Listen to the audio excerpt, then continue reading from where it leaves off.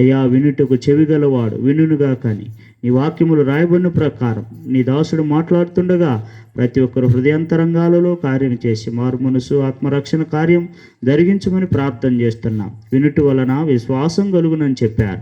కాబట్టి మీ మాటలు వింటున్నప్పుడు ఎవరికి ఏ మాట అవసరమో ఎవరు బలహీనులు ఉన్నారో ఆ బలహీనతను బట్టి మీరు మాట్లాడండి, బాగు చేయండి.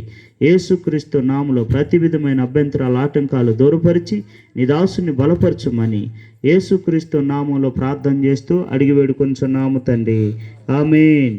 ఈ సమయాన్ని దేవుని సేవకులకు అప్పగిస్తున్నాం. మీరు చక్కగా కూర్చోండి. మీ మీ స్థానాల్లో అటు ఇటు తిరగద్దు. పిల్లలను కూడా కొంచెం తిరగకుండా కూర్చోబెడితే వాక్యానికి ఇబ్బంది ఉండదు. ఈ సమయము సేవకులకు అప్పగిస్తున్నాం.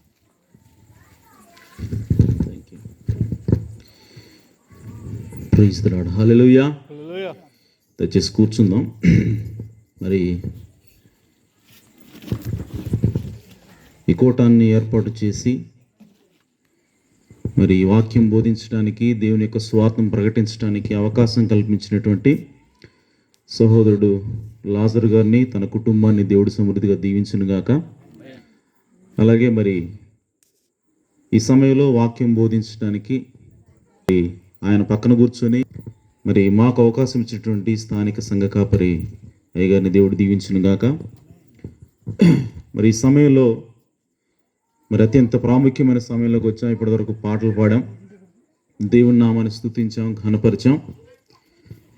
ఎందుకు అని అంటే దేవుని యొక్క ఆత్మ మన మధ్యలోకి రావాలి అని అంటే మంచి సంగీతం అవసరమైనది. ఒకరోజు సౌలుకి దయ్యం పట్టినప్పుడు ఆ దయ్యాన్ని పారదోలడానికి మరి ప్రతిరోజు కూడా మంచి సంగీతం వాయించడానికి, అలాగే దేవుని యొక్క పాటలు పాడడానికి సౌలు దగ్గరికి ఎవరిని తీసుకొచ్చేవాళ్ళు అంటే దావీదుని తీసుకొచ్చేవాడు. దావీదు పాటలు పాడుతూ సంగీతం వాయిస్తున్నప్పుడు ఆ దెయ్యము సౌలులోంచి వెళ్ళిపోయేది. ఆ సమయంలో దేవుని యొక్క ఆత్మ అక్కడ ఉండేది. అలాగే ఒకరోజు ఎలీషా ప్రవక్త దగ్గరికి మరి ఇశ్రాయేలు రాజులు యెహోషాపాతు అలాగే ఆహాబు కుమారుడు వీళ్ళిద్దరు కూడా ఇశ్రాయేల్కి రాజులై ఉన్నారు. ఆ సమయంలో ఎలీషా దగ్గరికి మరి దేవుని యొక్క చిత్తానికి వెళ్ళినప్పుడు ఎలీషా ఆహాబు కుమారుడిని చూసినప్పుడు చాలా కోపం వచ్చింది ఆయనకి. కోపం వచ్చి, నువ్వు ఎవడరా నా దగ్గర రావడానికి, నన్ను ఎవడు రమ్మన్నాడు? అసలు మీ తండ్రి మీ తల్లి మరి దేవుణ్ణి విడిచిపెట్టారు, యెహోవాని తిరస్కరించి మరి ఏవేవో విగ్రహాలను నిలబెట్టుకొని వాళ్ళే దేవుళ్ళు అని చెప్పి పూజించేవాళ్ళు కదా. ఈ తల్లిదండ్రులు నిలబెట్టినటువంటి విగ్రహాల దగ్గరికి, దేవుళ్ళ దగ్గరికి పోకుండా నా దగ్గరికి ఎందుకు వచ్చావని చెప్పి చాలా కోప్పడి అని ఒక మాట అన్నాడు. ఈ యెహోషాపాతు కనుక లేకపోతే కనీసం ఈ ముఖం కూడా చూసేవాడు కదన్నాడు. ఆ విధంగా కోపం వచ్చేసింది ఆయనకి. వచ్చిన తర్వాత ఇప్పుడు ఆ ఎలీషా ప్రవక్తకి ఇష్టుడైనటువంటి రాజు యెహోషాపాతు ఆయన వచ్చి, అయ్యగారు అలా మాట్లాడేది ఎలాగండి మీరు? మేము చాలా కష్టంలో ఉన్నాం, మరి దేవుని యొక్క చిత్తం ఏమిటో కనుక్కుందామని మీరు ప్రవక్త అని మీ దగ్గరకు వస్తే దేవుని యొక్క ఆలోచన ఏంటో మీ ద్వారా మాకు తెలుస్తుందనే ఉద్దేశంతో మీ దగ్గరకు వచ్చాం, మీరు ఆ విధంగా మాట్లాడొద్దు అని చెప్పి యెహోషాపాతు అన్నప్పుడు ఎలీషా ఏమన్నాడంటే, సంగీతం వాయించే వాళ్ళని తీసుకుని అన్నాడు ఆయన. హల్లెలూయా. తీసుకొచ్చిన తర్వాత వాళ్ళు సంగీతం వాయించారు. వాయించిన తర్వాత అక్కడ చక్కగా దేవుని యొక్క కీర్తనలు పాడిన తర్వాత ఇప్పుడు ఎలీషాలో ఉన్నటువంటి కోపం అంతా పోయింది. దేవుని యొక్క ఆత్మ అక్కడ దిగింది. హల్లెలూయా.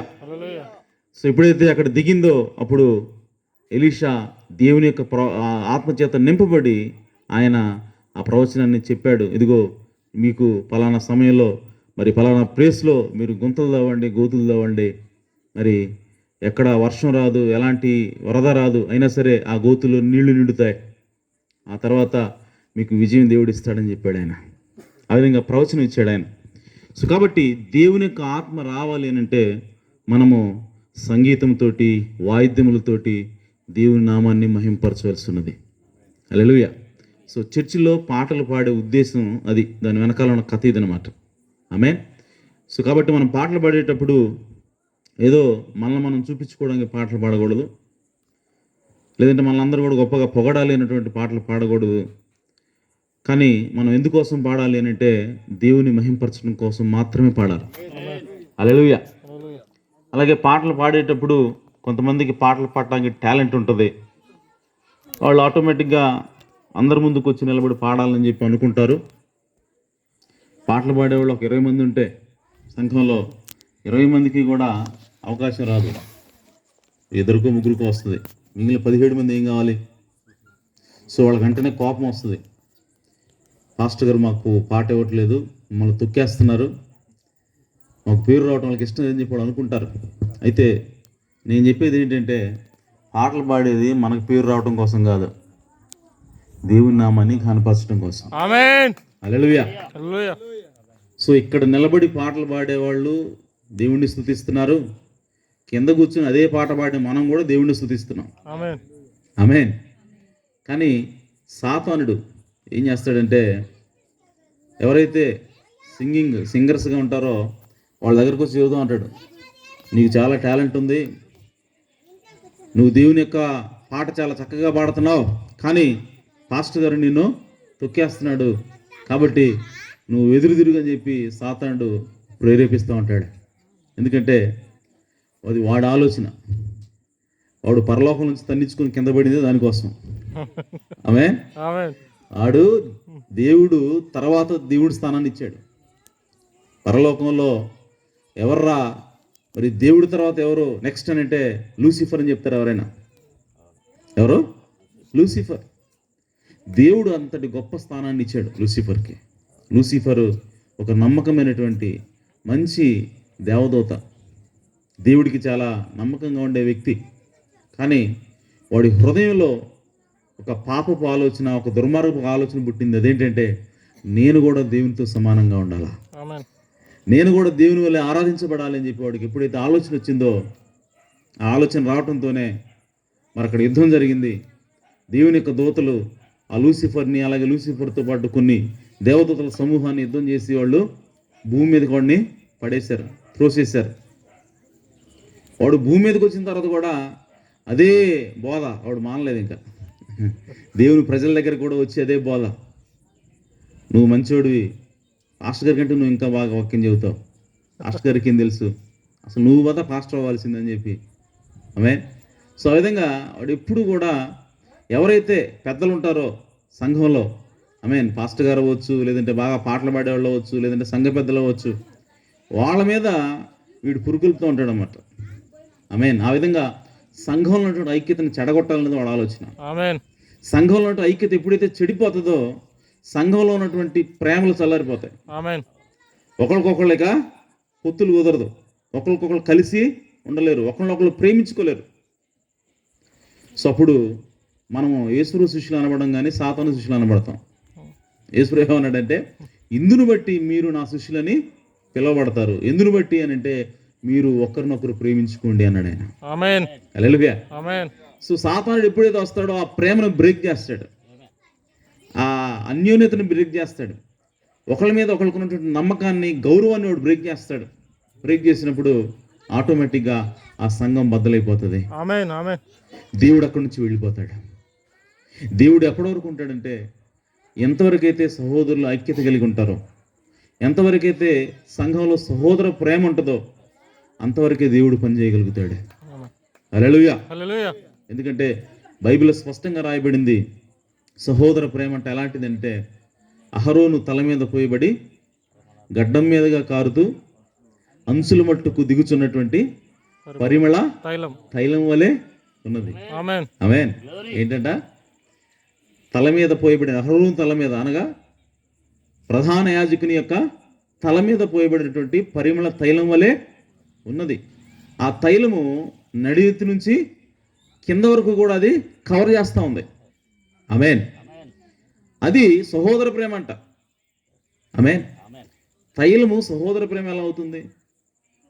నూనె సహోదర ప్రేమకి ఏ విధంగా సాదృశ్యంగా ఉంది అని అంటే, ప్రియ సోదరి సోదరులారా, ప్రధాన యాజకుడు ఆ తైలాన్ని పూసుకుంటేనే, ఆ తైలం పైనుంచి కింద వరకు ఆయన కప్పితేనే ఆయన అతి పరిశుద్ధ స్థలంలోకి వెళ్ళగలడు. ఆమేన్.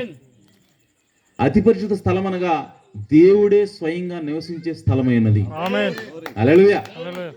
సో స్వయంగా దేవుడే నివసించేటువంటి స్థలంలోకి ఆయన పోవాలంటే, అనగా ఆ ప్రధాన యాజకుడు దేవుణ్ణి కలుసుకోవాలంటే, ఇంకో మాటలో చెప్పాలంటే, ఆమేన్. ఆమేన్, ఆమేన్. ప్రధాన యాజకుడు దేవుని సన్నిధిలోకి వెళ్ళాలి అంటే ఆ తైలం ఉండవలసి ఉన్నది. ఆమేన్. ఇప్పుడు బైబిల్ ఏం చెప్తుందంటే, ఆ తైలం ఈ రోజుల్లో ఏదో కాదు, అదే సహోదర ప్రేమ. ఆమేన్. హల్లెలూయా. సో ఈరోజు సంఘంలో కూడా దేవుడు ఉండాలి అని అంటే, సంఘము దేవునితో సహవాసం కలిగి ఉండాలంటే, సంఘము దేవుని సన్నిధిలో నిలబడాలి అని అంటే సహోదర ప్రేమ చాలా ముఖ్యమైనది. ఆమేన్. హల్లెలూయా. సో ఆ సహోదర ప్రేమను ఎడగొట్టడం కోసం వాడు వాక్యం చెప్పే వాళ్ళలో దొరుకుతాడు, పాటలు పాడేవాళ్ళలో దొరుకుతాడు, వాక్యం వినేవాళ్ళలో దొరుకుతాడు, సంఘ పెద్దల్లో కూడా దొరుకుతాడు. రకరకాలుగా వాడికి ఎక్కడ అవకాశం ఉంటే అక్కడ వాడు పనిచేస్తూ ఉంటాడు. కానీ వాడి కుయుక్తులన్నీ తెలిసినటువంటి మనము, ఆమేన్, ఆమేన్. ఎప్పుడు కూడా సంఘంలో ఐక్యతని చెడగొట్టనీయకూడదు. ఆమేన్. సంఘం అంతా కూడా ఐక్యంగా ఉండాలి. ఆమేన్. ఆ విధంగా ఉన్నప్పుడే దేవుడు మన మధ్యలో పనిచేయగలుగుతాడు. హల్లెలూయా. కాబట్టి ప్రియ సహోదరి సహోదరులారా, పాటలు పాడుతున్నది మనం దేవుని యొక్క సన్నిధిని మన మధ్యలోకి దించడం కోసం. ఆమేన్. హల్లెలూయా. అప్పటి వరకు ఎన్నో రకాల ఆలోచనలతో ఇక్కడ కూర్చుంటాం. కానీ ఎప్పుడైతే మనం పాటలు పాడుతూ ఉంటామో దేవుని యొక్క ఆత్మలోకి మనం లీనమైపోతాం. ఆ తర్వాత పాస్టర్ గారు వచ్చి వాక్యం చెప్తున్నప్పుడు ఆ వాక్యము నేరుగా మన హృదయాన్ని తాకుతుంది. ఆమేన్. అది మన హృదయాన్ని మారుస్తుంది, మన జీవితాలను బాగు చేస్తుంది. ఆమేన్. హల్లెలూయా. కాబట్టి పాటలు పాడేటప్పుడు ఎవరు కూడా మరి ఇగోలకు పోవద్దు, ఎవరు కూడా మా టాలెంట్ చూపించుకోవాలని చెప్పి మీరు అనుకోవద్దు. దీనంగా ఉందాం దేవుడి దగ్గర. హల్లెలూయా. హల్లెలూయా. సో ఆయన తగిన సమయంలో మిమ్మల్ని హెచ్చించినట్లుగా మీరు ఆయన బలిష్టమైనటువంటి రెక్కల కింద చేతులకు దీన మనస్కులై ఉండుడి. ఉండుడి. ఆమేన్. కాబట్టి మనకి ఎంత టాలెంట్ ఉన్నా మనము ఎల్లప్పుడూ కూడా దేవునికి మనం దీనంగా ఉండాలా. ఆమేన్. దేవుని చేతి కింద మనం అణిగిమణిగి ఉన్నప్పుడే దేవుడు మనల్ని పైకి లేపుతాడు. ఆమేన్. తగిన సమయంలో దేవుడే మనల్ని లేపవలసినది. హల్లెలూయా. కాబట్టి ఆ విషయాన్ని మనం గుర్తుపెట్టుకుందాం. ఆ విధంగా మనం దేవుని కొరకే, దేవుని యొక్క నామ మహిమార్థమే మనం ఏ పని చేసినా చేయాలి. ఏ పని చేసినా సరే దానికోసమే, ఆయన మహిమపరచడం కోసం మనము చేయవలసి ఉన్నది. అలా చేసినప్పుడు సంఘం అంతా కూడా ఐక్యంగా ఉంటుంది. అలా ఐక్యంగా ఉన్నప్పుడు దేవుడు మన మధ్యలో కదిలాడతాడు. హల్లెలూయా. సరే, మంచిది. మనము వాక్యంలోకి వెళదాం. మరి దేవుని యొక్క వాక్యాన్ని చదువుకోవడానికి ఒక్క నిమిషం లేచి నిలబడదాం. దేవుని యొక్క వాక్యాన్ని గౌరవించే దానికోసము యెషయా గ్రంథము 55వ అధ్యాయము 10-11 వచనం చదువుకుందాం.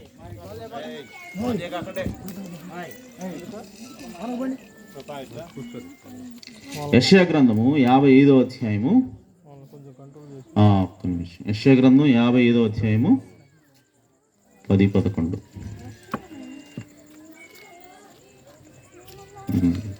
వర్షమును హిమమును, హిమం అంటే మంచు, ఆమేన్, వర్షమును హిమమును ఆకాశము నుండి వచ్చి, ఎక్కడి నుంచి వస్తాయి?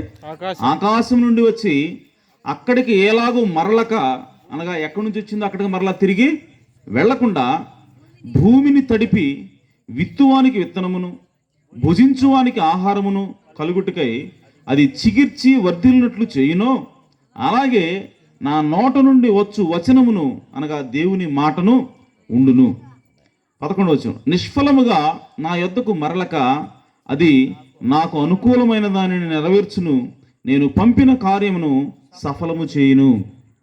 దేవుడు తన పరిశుద్ధ వాక్యమునకు తన ఆశీస్సులు జోడు చేయనుగాక. చిన్న ప్రార్థన చేసుకుందాం. జీవము కలిగిన దేవా, మీ ఘననామకు స్తోత్రం. ప్రభువా, చేజర్ల గ్రామంలో నా తండ్రి ఈ కుటుంబ కూడికను, కృతజ్ఞత కూడికను ఏర్పాటు చేసి ప్రభువా మీ వాక్యం పంచుకోవడానికి అవకాశాన్ని కల్పించినందుకే స్తోత్రం తండ్రి. ఇదిగో నాయన, కేవలం మేము బైబిల్లో ఉన్నటువంటి మాటలు చదవగలం తండ్రి, కానీ దానికి ఉన్నటువంటి అర్థాన్ని చెప్పవలసింది మాత్రం నీవే ప్రభువా. కనుక మీరు రంగం మీదకి రండి. మీ బిడ్డలు నాయన ఆసక్తితో ఇప్పటివరకు పాటలు పాడి ఉన్నారు. మీ మాటల కొరకు వారు ఎదురు చూస్తుండగా మీరే రంగం మీదకి వచ్చి చదువుకున్న వాక్య భాగం నుంచి మమ్మల్ని అందరూ మాతో మాట్లాడి మమ్మల్ని దీవించమని ఆశ్రయించమని మా ప్రభువును రక్షకుడునైనా యేసుక్రీస్తు నామములో ప్రార్థించడి వేడుకుంటున్నాను పరమ తండ్రి. ఆమేన్. ఆమేన్. వచ్చేసి కూర్చోవచ్చు. హల్లెలూయా. సో కాబట్టి రాత్రికాల సమయంలో కొద్ది నిమిషాలు మనము వాక్యాన్ని ధ్యానం చేసుకుందాం. 9:30 అయింది. యాక్చువల్గా ఇది వెళ్ళే సమయం, కానీ మనం ప్రారంభిస్తున్నాం. ఆమేన్. సరే, మంచిది. మరి మీరు ఉదయం నుంచి ఎంతో కష్టపడి పనులు చేసుకొని అలసిపోయి మీ పనులన్నీ కూడా ముగించుకొని వచ్చే సమయంకి ఈ టైం అవుతుంది. ఎందుకంటే సిటీస్లో అయితేనేమో వాళ్ళందరూ కూడా జాబులు చేసుకునేవాళ్ళు కాబట్టి ఉదయాన్నే 9 గంటలకు వెళ్ళిపోవాలి. కాబట్టి వాళ్ళు ఏదైనా కార్యక్రమం ఉందంటే ఖచ్చితంగా టైంకి వచ్చేస్తారు. కానీ పల్లెటూరులో అలాంటి టైంని ఫాలో అవ్వడం కొంచెం కష్టంగా అనిపిస్తూ ఉంది. నేను గ్రహించింది అది. సో ఏదైనప్పటికీ మీరు నిద్రపోకుండా దేవుని యొక్క వాక్యాన్ని వినినట్లుగా దేవుడే మీకు సహాయం చేయనుగాక. ఆమేన్. హల్లెలూయా. సరే, మంచిది. రాత్రికాల సమయంలో చిన్న అంశము అదేంటంటే దేవుని వాక్యము దేనినైతే ఉద్దేశించిందో దానిని నెరవేర్చకుండా అది వెనక్కి వెళ్ళదు. ఇది నా అంశం. ఏంటి అంశం? దేవుని వాక్యము దేనినైతే ఉద్దేశించిందో దానిని నెరవేర్చకుండా అది మరలా వెనక్కి వెళ్ళదు. హల్లెలూయా. అంటే దేవుడు ఒక మాట సెలవిచ్చాడంటే ఆ మాట ఏదైతే చెబుతుందో అది నెరవేరకుండా దేవుని మాట ఎప్పుడు కూడా వెనక్కి వెళ్ళదు. ఆమేన్. హల్లెలూయా. హల్లెలూయా. అంటే దేవుని మాట అంత ఖచ్చితంగా నెరవేరి తీరుతుంది. ఆమేన్. దేవుని మాట నెరవేరకుండా ఉండటం అసాధ్యము. ఆమేన్. భూమి ఆకాశములు గతించును కానీ నా మాటల్లో సున్నైనా పుల్లైనా తప్పిపోదు. ఆమేన్. ఆమేన్. హల్లెలూయా. నా మాటల్లో ఒక పదం కాదు. చూడండి, దేవుడు ఎంత కరెక్ట్గా మాట్లాడుతున్నాడో, ఎంత నిక్కచ్చిగా మాట్లాడుతున్నాడో, ఎంత పర్టికులర్గా మాట్లాడుతున్నాడో. ఆమేన్. అని అన్నాడు, సున్నా కూడా తప్పిపోదు, పుల్లు కూడా తప్పిపోదు. ఆమేన్. ఆమేన్. సో మనం చూస్తాం కొన్ని పదాలు చిన్న పొల్లు మిస్ అయినా సరే అర్థం మారిపోద్ది. ఆమేన్. చిన్న సున్నా మిస్ అయినా సరే అది అర్థం మారిపోద్ది. ఒక మాట బదులు ఇంకొక అర్థం వచ్చేస్తుంది. కాబట్టి మనుషులు మాట్లాడే మాటకి ఆ విధంగా అర్థాలు మారిపోతే దేవుని యొక్క మాట అది. ఆమేన్. జీవము కలిగిన దేవుని మాట అది. ఆమేన్. సృష్టికర్త అయిన దేవుడి మాట అది. ఆమేన్. ఆమేన్. ఆయన గనక ఒక మాట మాట్లాడితే అది ఖచ్చితంగా నెరవేరి తీరవలసిందే. ఆమేన్. హల్లెలూయా. హల్లెలూయా. కాబట్టి ఈరోజు దేవుని యొక్క మాట నీకు వినబడిందా? దేవుని యొక్క మాట నీ దగ్గరకు వచ్చిందా? దాన్ని నువ్వు సీరియస్గా తీసుకోవాలా. దాన్ని నువ్వు జాగ్రత్తగా నీ హృదయంలో పెట్టుకోవాలా. దాన్ని నువ్వు జాగ్రత్తగా అనుసరించడానికి ప్రయత్నం చేయాలా. ఎందుకంటే అది ఖచ్చితంగా నెరవేరి తీరుతుంది. ఆమేన్. హల్లెలూయా. బైబిల్ ఇప్పుడు చదువుకున్నాం, వర్షము పైనుంచి వచ్చినప్పుడు అది భూమి మీద పడి అది విత్తనాలను మొలకెత్తించకుండా భూమి మీద వర్షం ఒకసారి పడితే మళ్ళీ వెనకపోద్దా? మంచు భూమి మీద పడితే అది మళ్ళీ వెనకపోద్దా? కాదు. ఒక వర్షము మంచి ఆ విధంగా ఉంటే మరి దేవుని మాట సంగతి ఏంటి? ఆమేన్. దేవుని యొక్క వాక్యం సంగతి ఏంటి? వర్షం వచ్చేది దేనికి? విత్తనాన్ని మొలిపించడానికి వస్తా ఉంది. ఆమేన్. ఆమేన్. హల్లెలూయా.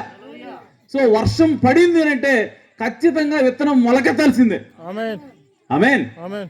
మంచు పడింది అంటే ఖచ్చితంగా విత్తనము మొలకెత్తాల్సిందే, పంట చేతికి రావాల్సిందే. ఆమేన్. ఆమేన్. అలాగే దేవుడు అంటున్నాడు, నా మాట కూడా ఏ ఉద్దేశంతో అయితే అది బయటకు వచ్చిందో నా నోట్లో నుంచి, ఆమేన్. హల్లెలూయా, ఆ ఉద్దేశాన్ని నెరవేర్చకుండా మళ్ళా అది వెనక రాదు అంటున్నాడు ఆయన. ఆమేన్. హల్లెలూయా. హల్లెలూయా. సో దేవుని యొక్క మాట ఎలాంటిదంటే విడిచిపెట్టినటువంటి బాణం లాంటిది. ఆమేన్. ఒక్కసారి షూట్ చేసామా అది టార్గెట్ రీచ్ అయ్యి అక్కడ ఇరుక్కుపోతుంది, మళ్ళీ దానికి రాదు. హల్లెలూయా. ఆమేన్.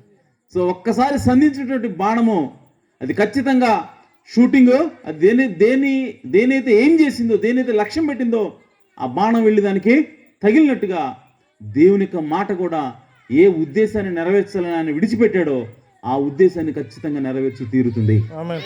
హల్లెలూయా. హల్లెలూయా. కాబట్టి ప్రియ సోదరి సోదరులారా, మనము నమ్ముతున్నటువంటి దేవుని యొక్క మాట అంత విలువైనది. ఆమేన్. మనం ఏదో రాయిని పూజించట్లేదు, లేదంటే రప్పను పూజించట్లేదు, వృక్షాన్ని పూజించట్లేదు, మాట్లాడని దేవుణ్ణి పూజించట్లేదు. మనం పూజిస్తున్నది జీవము గల దేవుణ్ణి. హల్లెలూయా.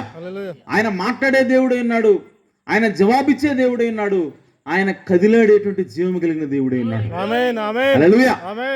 కాబట్టి ప్రియ సోదరి సోదరులారా, మనం వాక్యం చదువుతున్నాము అంటే అర్థం ఏంటంటే మనతో దేవుడు మాట్లాడుతున్నాడని. ఆమేన్. మనం ప్రార్థన చేస్తున్నాం అంటే అర్థం ఏంటంటే మనం దేవునితో మాట్లాడుతున్నామని. ఆమేన్. అదే మనం బైబిల్ చదువుతున్నామంటే దేవుడు మనతో మాట్లాడుతున్నాడని. కాబట్టి ప్రియ సోదరి సోదరులారా, మనం బైబిల్ చదువుతున్నప్పుడు ఈ విషయం మనం గుర్తుపెట్టుకోవాలి. అదేంటి అంటే మనం చదువుతున్నది జీవము కలిగిన దేవుడి మాట అయినది. హల్లెలూయా. కాబట్టి ఆయన ఒక మాట మాట్లాడాడనంటే ఆయన ఏదో సరదాగా మాట్లాడేవాడు కాదు. ఆయన ఏదో చూద్దాం అసలు నెరవేరుతుందో లేదో టెస్ట్ చేద్దాం అని చెప్పి మాట్లాడేవాడు కాదు. ఆయన మాట్లాడాడంటే ఆయనకు ఒక ఉద్దేశం ఉంటుంది. హల్లెలూయా. కాబట్టి ప్రియ సోదరి సోదరులారా, దేవుడు ఏది మాట్లాడినా సరే అది ఖచ్చితంగా నెరవేరుతుంది. అయితే కొన్ని విషయాలు మనం పరిశీలన చేద్దాం. చిన్న పాట పాడాలి. ఓకే. ఆ పిల్లల్ని కంట్రోల్ చేయండి అమ్మా, పిల్లల్ని ఎవరన్నా కంట్రోల్ చేయండి. ఒకళ్ళు ఉండండి వాళ్ళ దగ్గర.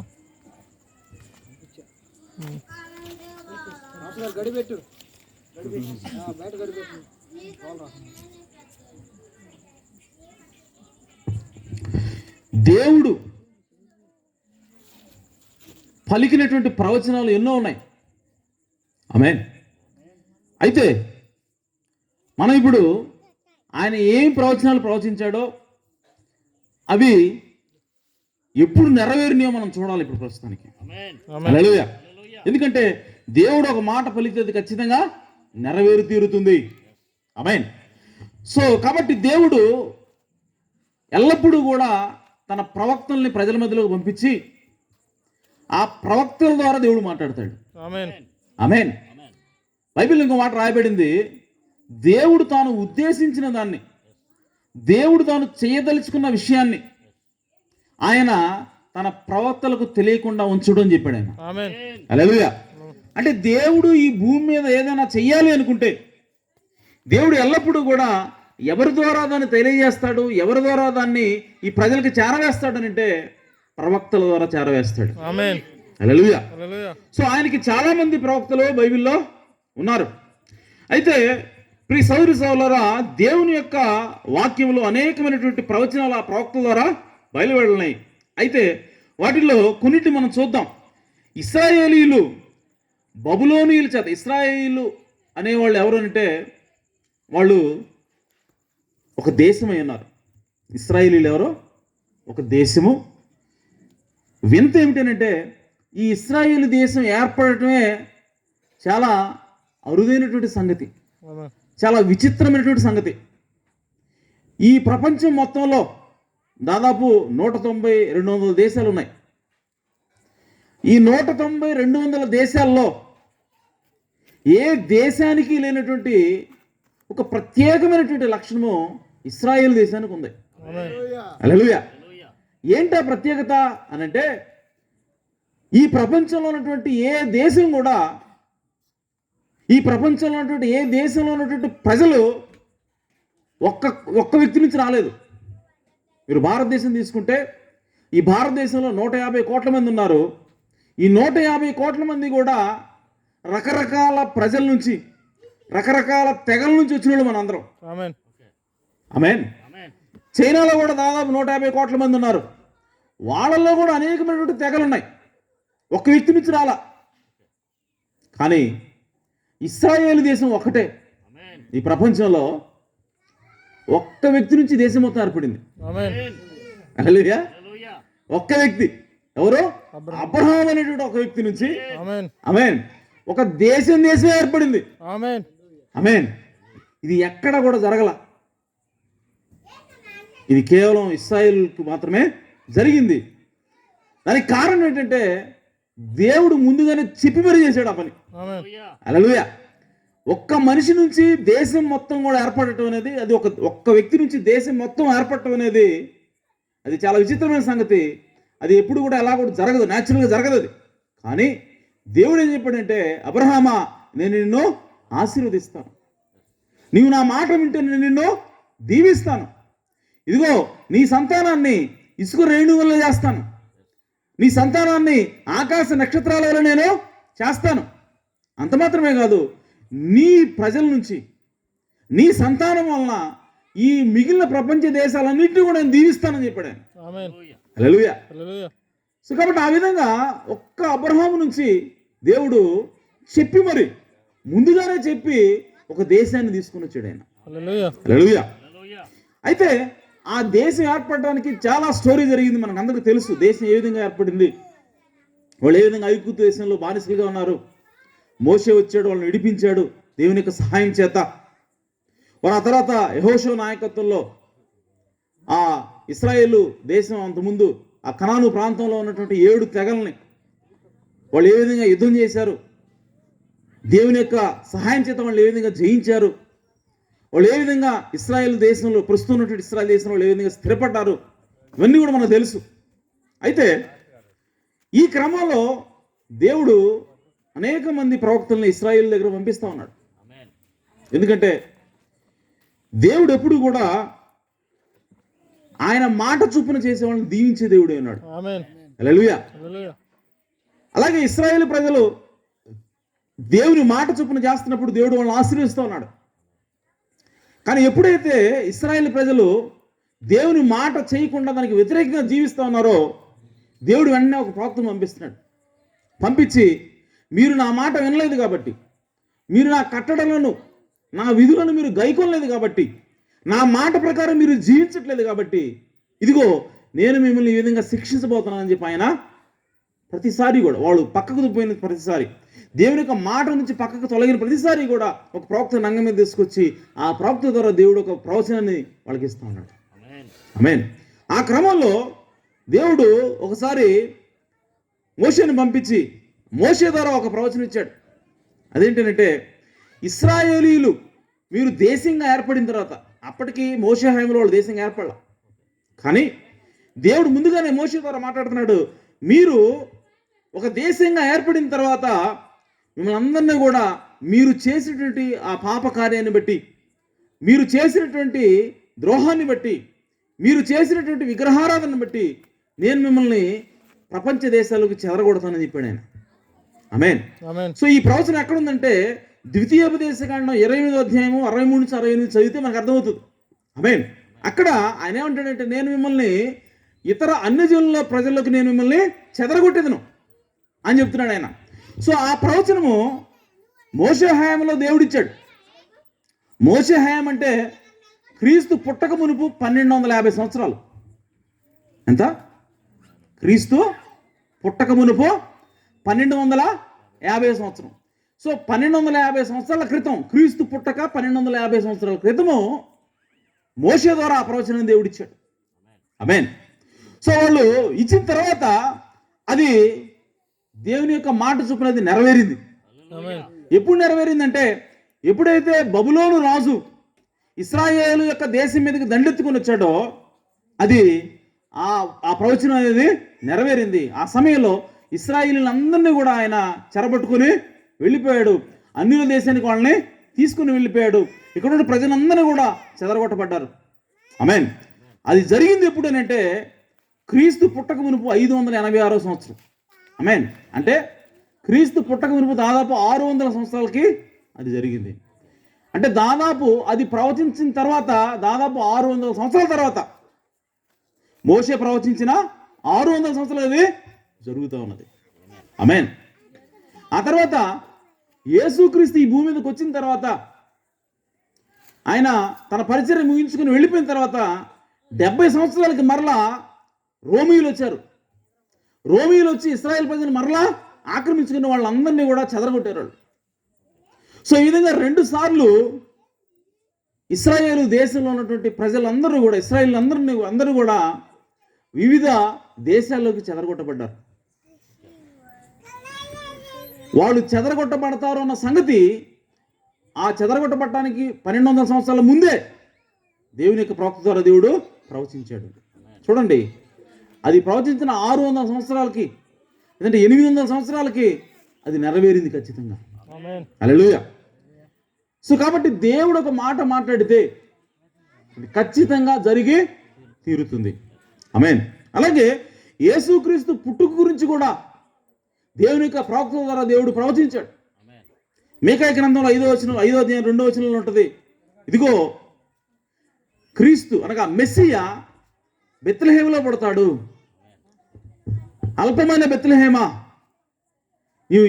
యెరూషలేము ఇశ్రాయేలు పట్టణాల్లో నువ్వు అల్పమైనటువంటి గ్రామం అయినప్పటికీ, అంటే నువ్వు చిన్న గ్రామం అయినప్పటికీ, కుగ్రామం అయినప్పటికీ ప్రజలను ఏలేటువంటి రాజు నీలోంచి ఉదయించును. హల్లెలూయా. సో అది మీకాయ ప్రవక్త ప్రవచించాడు. ఎప్పుడనంటే క్రీస్తు పుట్టడానికి 700 సంవత్సరాల క్రితం. హల్లెలూయా. సో ఎప్పుడు నెరవేరింది? క్రీస్తు పుట్టినప్పుడు అది నెరవేరింది. క్రీస్తు ఎక్కడ పుట్టాడంటే బెత్లెహేము అనే ఊరిలో పుట్టాడు. హల్లెలూయా.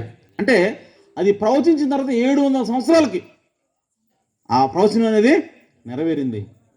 అంటే చూడండి, కొన్ని వందల సంవత్సరాలు గడుస్తూ ఉన్నా సరే, 100 సంవత్సరాల తర్వాత అయినా సరే దేవుని యొక్క వాక్యం మాత్రం ఎప్పుడు కూడా జరగకుండా ఉండట్లేదు. ఆయన వాక్యం ఎప్పుడు కూడా నెరవేరుతానే ఉన్నది. ఆమేన్. హల్లెలూయా. అలాగే క్రీస్తు కన్యకకు పుడతాడని ప్రవచించబడింది. యెషయా ప్రవచించాడు. ఆమేన్. సో యెషయా ప్రవచించాడు ఎప్పుడంటే 750 సంవత్సరాల క్రితం. క్రీస్తు పుట్టక 750 సంవత్సరాల క్రితం. అది కూడా 750 సంవత్సరాల తర్వాత అది జరిగింది. కన్యక ఆయన జన్మించాడు. అలాగే ఇంకా విచిత్రం ఏంటంటే యేసుక్రీస్తు పుట్టిన తర్వాత అనగా మెస్సియా పుట్టిన తర్వాత ఆ మెస్సియాని సిలువేస్తారని ప్రవచించబడింది. అలాగే ఆ మెస్సియాని అప్పగించేవాడు ఒకడు ఉంటాడని. చూడండి ఎంత పిన్ పాయింట్గా దేవుడు మాట్లాడుతున్నాడు ముందుగానే. ఆమేన్. సో ఆ అప్పగించేవాడు ఎన్ని వెండి నాణ్యాలకు ఆయన అమ్ముకుంటాడో కూడా చెప్పాడు దేవుడు ముందే. ఆమేన్. హల్లెలూయా. ఎన్ని వెండి నాణ్యాలకి అమ్ముకుంటాడో కూడా దేవుడు ముందుగానే ప్రవచించాడు. జకర్యా గ్రంథం 11వ అధ్యాయం 12వ వచనం ఒకసారి తీయండి. జకర్యా గ్రంథం 11వ అధ్యాయము 12వ వచనం. నీకు అనుకూలమైన ఎడల నా కూలి నాకు ఇయుడి, లేని ఎడల మానివేయుడని నేను వారితో అనగా వారు నాకు కూలికై 30 తులముల వెండి తూచి ఇచ్చిరి. యెహోవా ఎంతో అబ్బురముగా వారు నాకు ఏర్పరిచిన క్రయధనమది కుమ్మరికి పారవేయమని నాకు ఆజ్ఞయ్యగా నేను ఆ 30 తులముల వెండిని తీసుకుని యెహోవా మందిరంలో కుమ్మరికి పారవేసింది. హల్లెలూయా. అంటే కుమ్మరి యొక్క పొలాన్ని వాళ్ళు కొన్నారు ఆ వెండితోటి. ఆమేన్. అది ఎప్పుడు నెరవేరింది? అది ఎప్పుడు ప్రవచించిందంటే జకర్యా గ్రంథం అది 520 సంవత్సరాల క్రితం. క్రీస్తు పుట్టడానికి 500 ఏళ్ల క్రితము ఆ ప్రవచనం వస్తే 500 సంవత్సరాల తర్వాత ఆ ప్రవచనం మరలా నెరవేరింది. ఆమేన్. మత్తయి సువార్త 22:3 వచనం. ఎవరు ఆయన నమ్ముకుంది? వెండి నాణ్యాలకి అంటే యోధా అమ్ముకున్నాడు. యోధా పట్టించాడు యేసుక్రీస్తుని. ఆ సంఘటనని జకర్యా ముందుగానే ప్రవచిస్తా ఉన్నాడు. అంటే జకర్యా ఎవరు చూస్తా ఉన్నాడంటే దర్శనంలో యోధాను చూస్తా ఉన్నాడు. ఆమేన్. యోధా ప్రధాన యాజకుల దగ్గరికి వెళ్ళటం, ఇదిగో నేను మెస్సియాని పట్టిస్తా అని చెప్పి చెప్పడం, వాళ్ళు అతనికి 30 వెండి నాణాలు ఇస్తామని చెప్పి చెప్పడం, ఆ వెండి నాణాలు అతను తీసుకోపోయేసరికి ఆమేన్ అంటే తీసుకున్నాడు. ఆ తర్వాత మరలా ఇచ్చాడు.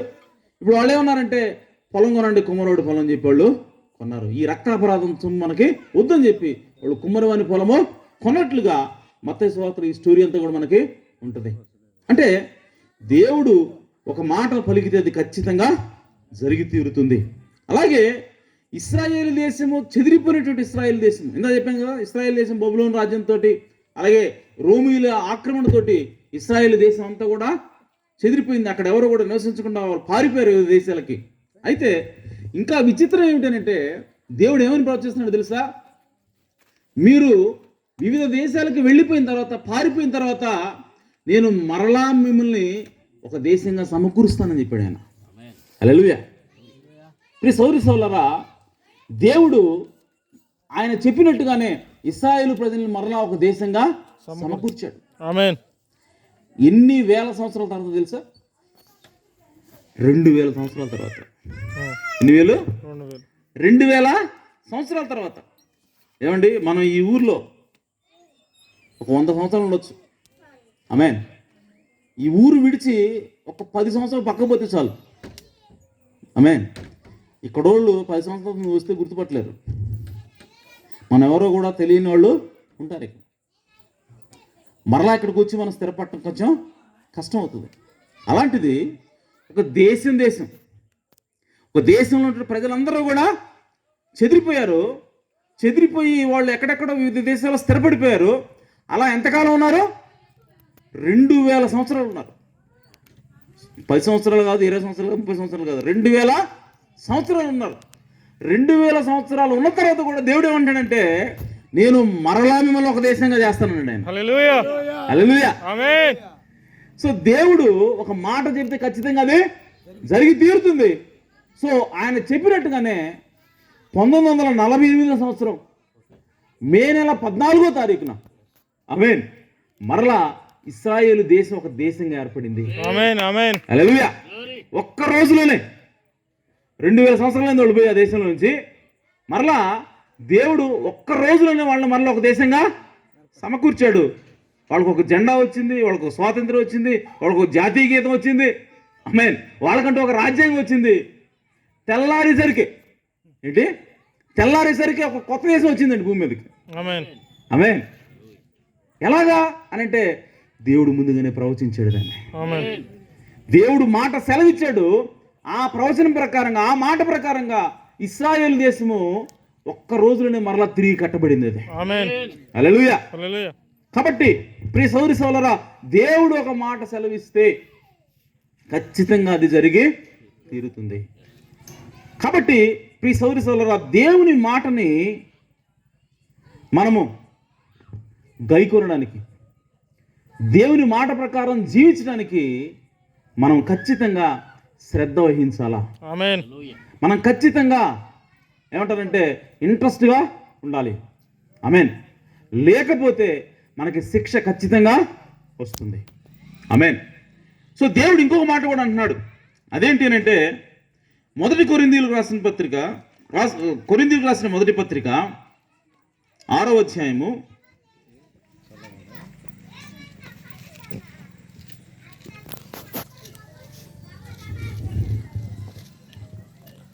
9వ వచనం. అన్యాయస్తులు దేవుని రాజ్యమునకు వారసులు కానేరడని మీకు తెలియదా? మోసపోకుడి, జారులైనను, విగ్రహారాధకులైనను, వ్యభిచారులైనను, ఆడంగితనం గలవారైనను, పురుష సంయోగులైనను, దొంగలైనను, లోభులైనను, త్రాగుబోతులైనను, దూషకులైనను, దోచుకుని వారైనను దేవుని రాజ్యమునకు వారసులు కానేరడు. ఆమేన్. హల్లెలూయా. దేవుడు ఏమంటున్నాడంటే, లిస్ట్ ఇస్తున్నాడు. యేసుక్రీస్తు ఈ భూమి మీదకి వచ్చింది దేనికి? మనల్ని రక్షించడం కోసం ఆయన వచ్చాడు. మనల్ని రక్షించడం కోసం ఆయన ప్రాణం పెట్టాడు.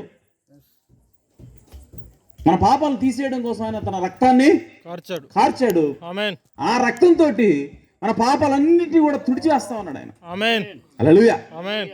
సో ఇప్పుడు ఆయన ఏమంటాడంటే, నా రక్తాన్ని ఎవరైతే అంగీకరిస్తారో, నా ప్రాణ త్యాగాన్ని ఎవరైతే నమ్ముతారో, ఎవరైతే నేను మీ పాపాలు తీసివేయగలనని చెప్పి నమ్ముతారో, వాళ్ళ పాపాలు నేను క్షమిస్తాను. ఆమేన్. హల్లెలూయా. హల్లెలూయా. వాళ్ళని నేను పరలోకానికి తీసుకెళ్తాను, వారిని నేను రక్షిస్తాను అని చెప్పి దేవుడు చెప్తా ఉన్నాడు. అయితే ఈరోజు ఆయన నమ్మకుండా, ఆయన రక్తం కిందకి రాకుండా నువ్వు ఇంకా ఈ లిస్టులో చెప్పబడినట్టు పనులు నువ్వు చేస్తున్నావా? ఆమేన్. నీవు దేవుని రాజ్యానికి వారసుడివి కాలేవు. హల్లెలూయా. ఏంటా లిస్టు అని అంటే, అన్యాయస్తులు అనగా అక్రమంగా నడుచుకునేవాళ్ళు, దేవుని నీతి ప్రకారం కాకుండా వాళ్ళ సొంత నీతి ప్రకారం నడిచేవాళ్ళు దేవుని రాజ్యానికి వారసులు కాలేరు. ఆమేన్. మోసపోకుడి జారులైనను, ఇంకా ఎవరంట? జారులు. జారత్వం చేసేవాళ్ళు. జారత్వం అనగా ప్రియ సౌరి సోదరా, అది వ్యభిచారమే కానీ అది ఒక రకమైనటువంటి వ్యభిచారం. అదేంటి అంటే పెళ్లి కాకముందు చేసేటువంటి వ్యభిచారం. సో ఆ వ్యభిచారం నువ్వు చేస్తే, ఆ జాగ్రత్త నువ్వు చేస్తే నువ్వు దేవుని రాజ్యానికి వెళ్ళవు. ఆమేన్. అలాగే విగ్రహారాధన చేసేవాళ్ళు వెళ్ళరు. అయితే ఇప్పుడు విగ్రహారాధన అనగానే మనకు ఒక విగ్రహం కనపడుతుంది, దాని ఎదురుగా నిలబడి మొక్కేవాళ్ళు కనపడతారు. కానీ బైబిల్ కేవలం దాన్ని మాత్రం విగ్రహారాధన అంటలేదు. కానీ విగ్రహారాధన అంటే ఏమిటంటే దేవుని కంటే ఎక్కువగా నువ్వు దేన్ని ఎంచుతావో అదే నీ విగ్రహమైనది. ఆమేన్. హల్లెలూయా. సో దేవుని కంటే ఎక్కువగా నువ్వు డబ్బును ప్రేమిస్తున్నావా, ఆ డబ్బే నీ విగ్రహమైనది. ఆమేన్. ఆమేన్. సో దేవుని కంటే ఎక్కువగా నువ్వు నీ పిల్లల్ని ప్రేమిస్తున్నావా, వాళ్ళే నీ విగ్రహమై ఉన్నారు. ఆమేన్. దేవుని కంటే ఎక్కువగా నీ భార్యను ప్రేమిస్తున్నావా? పాస్టర్ గారు దేవుని యొక్క వాక్యం చెప్తా ఉంటే మీ ఆవిడ వచ్చి ఆయనకేం తెలుసండి, ఆయన అట్టే చెప్తాడు, ఆయన చెప్పినట్టు చెప్తే మనకి పుట్టగతులు ఉండవు, పట్టదో అని చెప్పి నీ భార్య అన్నదనుకో. నీ భార్యను నువ్వు దేవుని వాక్యం కంటే ఎక్కువ ప్రేమిస్తే నువ్వు వెంటనే దేవుని యొక్క మాటను పెడచేయని పెట్టి నీ భార్య మాటను వింటావు. ఇప్పుడు నీకు దేవుడు ఎవరంటే దేవుని వాక్యం కాదు, కానీ నీ భార్య ఏది ఇప్పుడు దేవుడే అన్నాడు. అది ఒక విగ్రహమే అన్నది. అలాగా దేవుని కంటే నువ్వు ఏది ఎక్కువగా ప్రేమిస్తావో అదే విగ్రహమైనది. నువ్వు ఆ విధంగా ప్రేమిస్తే నువ్వు విగ్రహారాధన చేస్తున్నావు. ఆమేన్. సో ఆ విధంగా నువ్వు విగ్రహారాధన చేస్తే నువ్వు దేవుని యొక్క రాజ్యానికి వారసుడు కాలేవు. ఆమేన్. అలాగే వ్యభిచారులైనను, ఇందాకేమో జారత్వం చేసేవాళ్ళు అనగా పెళ్లి కాకముందు చేసేవాళ్ళు. వ్యభిచారం అంటే పెళ్ళైన తర్వాత వ్యభిచారం చేసేవాళ్ళు కూడా దేవుని రాజ్యాన్ని స్వతంత్రించుకోలేరు. ఎందుకు అనంటే వ్యభిచారం అంటే అర్థం ఏంటి అనంటే తినేది ఒకటి దగ్గర. వ్యభిచారం అంటే ఏంటి? తినేది ఒకటి దగ్గర, పేరు పెట్టుబడేది ఒకటి దగ్గర, కానీ ఉండేది ఇంకొకటి దగ్గర. ఆమేన్. అంటే ఒకటి దగ్గర ఉండి ఒకటి కింద ఉండి ఇంకొకటి ఊడిగం చేయటమే వ్యభిచారం అంటే. హల్లెలూయా. సో ఇది శరీర సంబంధంగా చూసుకుంటే, ఆత్మ సంబంధంగా చూసుకున్నా కూడా ఆత్మ సంబంధం వ్యభిచారం కూడా ఉంటుంది. ఆమేన్. అదేంటంటే పేరుకి నువ్వు క్రైస్తవుడు, పేరుకి క్రైస్తవుడి, చర్చికి వెళ్ళేవాడివి, ఏం చెప్తున్నావు అంటే యేసుక్రీస్తు నా రక్షకుడు అని చెప్తున్నావు, యేసుక్రీస్తు నా ప్రభు అని చెప్తున్నావు. ప్రభు అంటే అర్థం ఏంటో తెలుసా? భర్త అని. పరిపాలించేవాడు. ఆమేన్. నన్ను పరిపాలించేవాడు ఎవరో యేసు ప్రభు అని చెప్తున్నావు, కానీ నువ్వు బూతులు మాట్లాడుతున్నావు, నీ ఇంకా మారు మనసు లేదు, అబద్ధాలు ఆడుతున్నావు, దొంగతనాలు చేస్తున్నావు, నీ ఇష్టానుసారంగా నువ్వు జీవిస్తున్నావు, కానీ నేను కూడా యేసు ప్రభు పెట్టినే అంటున్నావు. ఆమేన్. ఆమేన్. పేరు ఒకటిది, నువ్వు సేవ చేసేదేమో సాతానికి. ఆమేన్. అంటే నీ భర్త ఒకళ్ళు, నువ్వు సేవ ఇంకొకళ్ళు చేస్తున్నావు.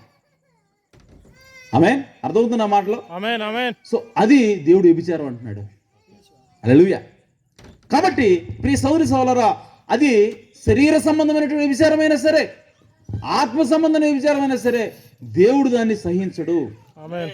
దేవుడు ఏమంటాడంటే మీరు ఈ విధంగా చేసినట్లయితే మీరు నా రాజ్యానికి వారసులు కానేరరు. దేవుడు ఒక్కసారి ఒక మాట మాట్లాడా, అది ఖచ్చితంగా జరిగి తీరుతుంది. ఆమేన్. ఆమేన్. హల్లెలూయా. ఆమేన్. అనేది జోక్గా మాట్లాడండి, బెదిరించడానికి మాట్లాడడం. మనమైతే బెదిరించడానికి మాట్లాడతాం. ఆమేన్. ఏయ్ నువ్వు బయటకు అడుగు పెట్టావా, నీ కాలు ఎర్రకూడదని అంటాం. బయట అడుగు పెట్టినా ఏముండదు తర్వాత. ఆమేన్. ఎందుకంటే ఆ మాట అంటే బెదిరిపోయేవాడు లోపలికి వస్తాడని మన బాధ. కానీ దేవుడు అట్టనేవాడు కాదు. ఆమేన్. దేవుడు బెదిరించడానికి మాట్లాడేవాడు కాదు. నువ్వు వ్యభిచారం చేసావా, నువ్వు దేవుని యొక్క నా రాజ్యాలకు నువ్వు రావు అంటే నిజంగా రానివాడు ఆయన. ఆమేన్. హల్లెలూయా. కాబట్టి ప్రియ సౌరి సోదరా, మనం ఖచ్చితంగా మరి దేవుని యొక్క మాటని మనము వినాలి, దేవుని యొక్క మాటను మనం సీరియస్గా తీసుకోవాలి.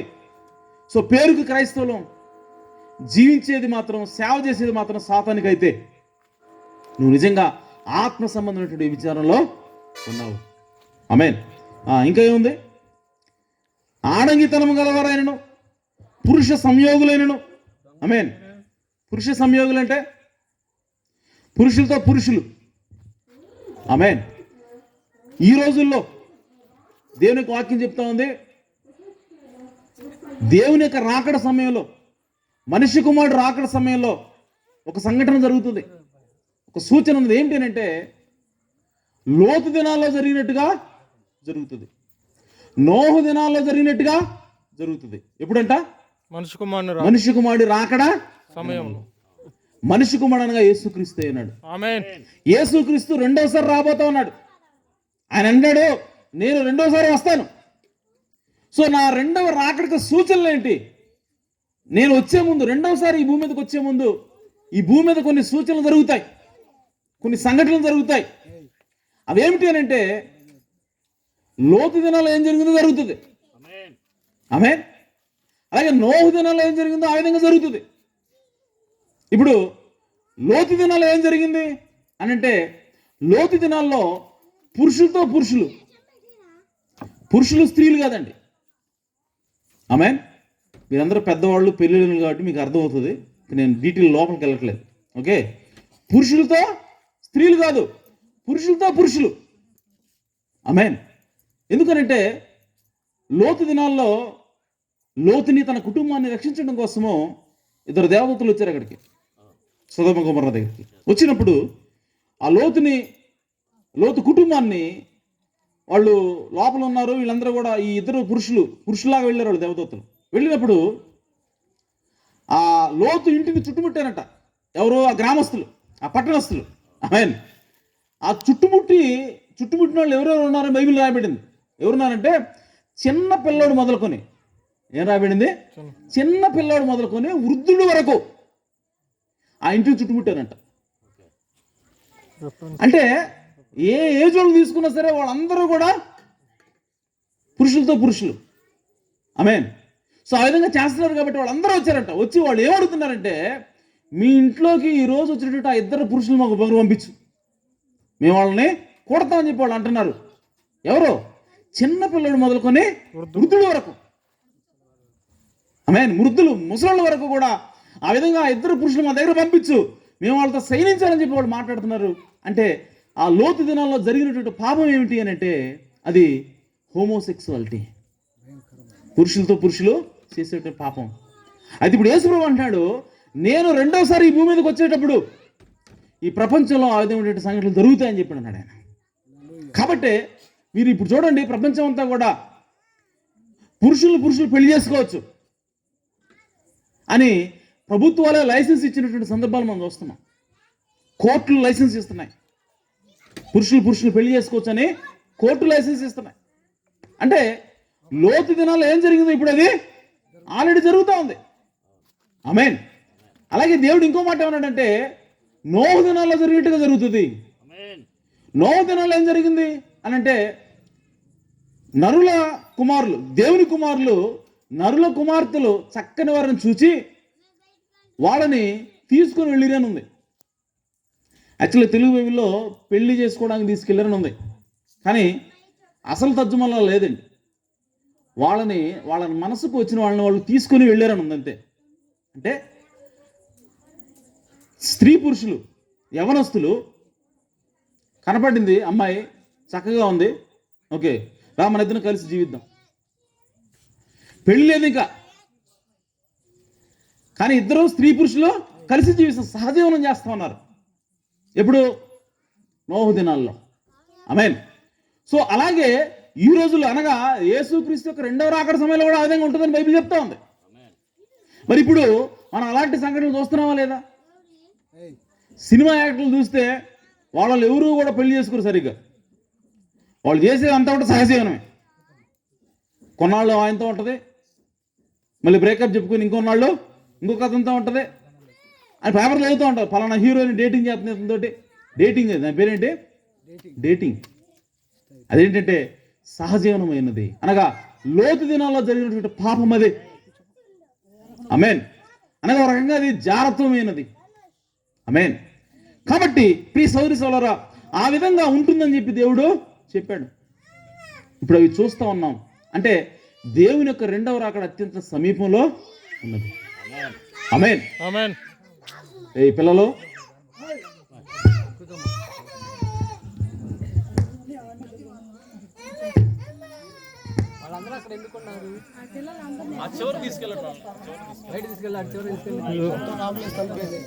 తలపై మాకు మళ్ళీ వస్తారు తలపై అయిపోయాను అక్కడ చెప్పిన వాళ్ళు వెనక తీసుకో.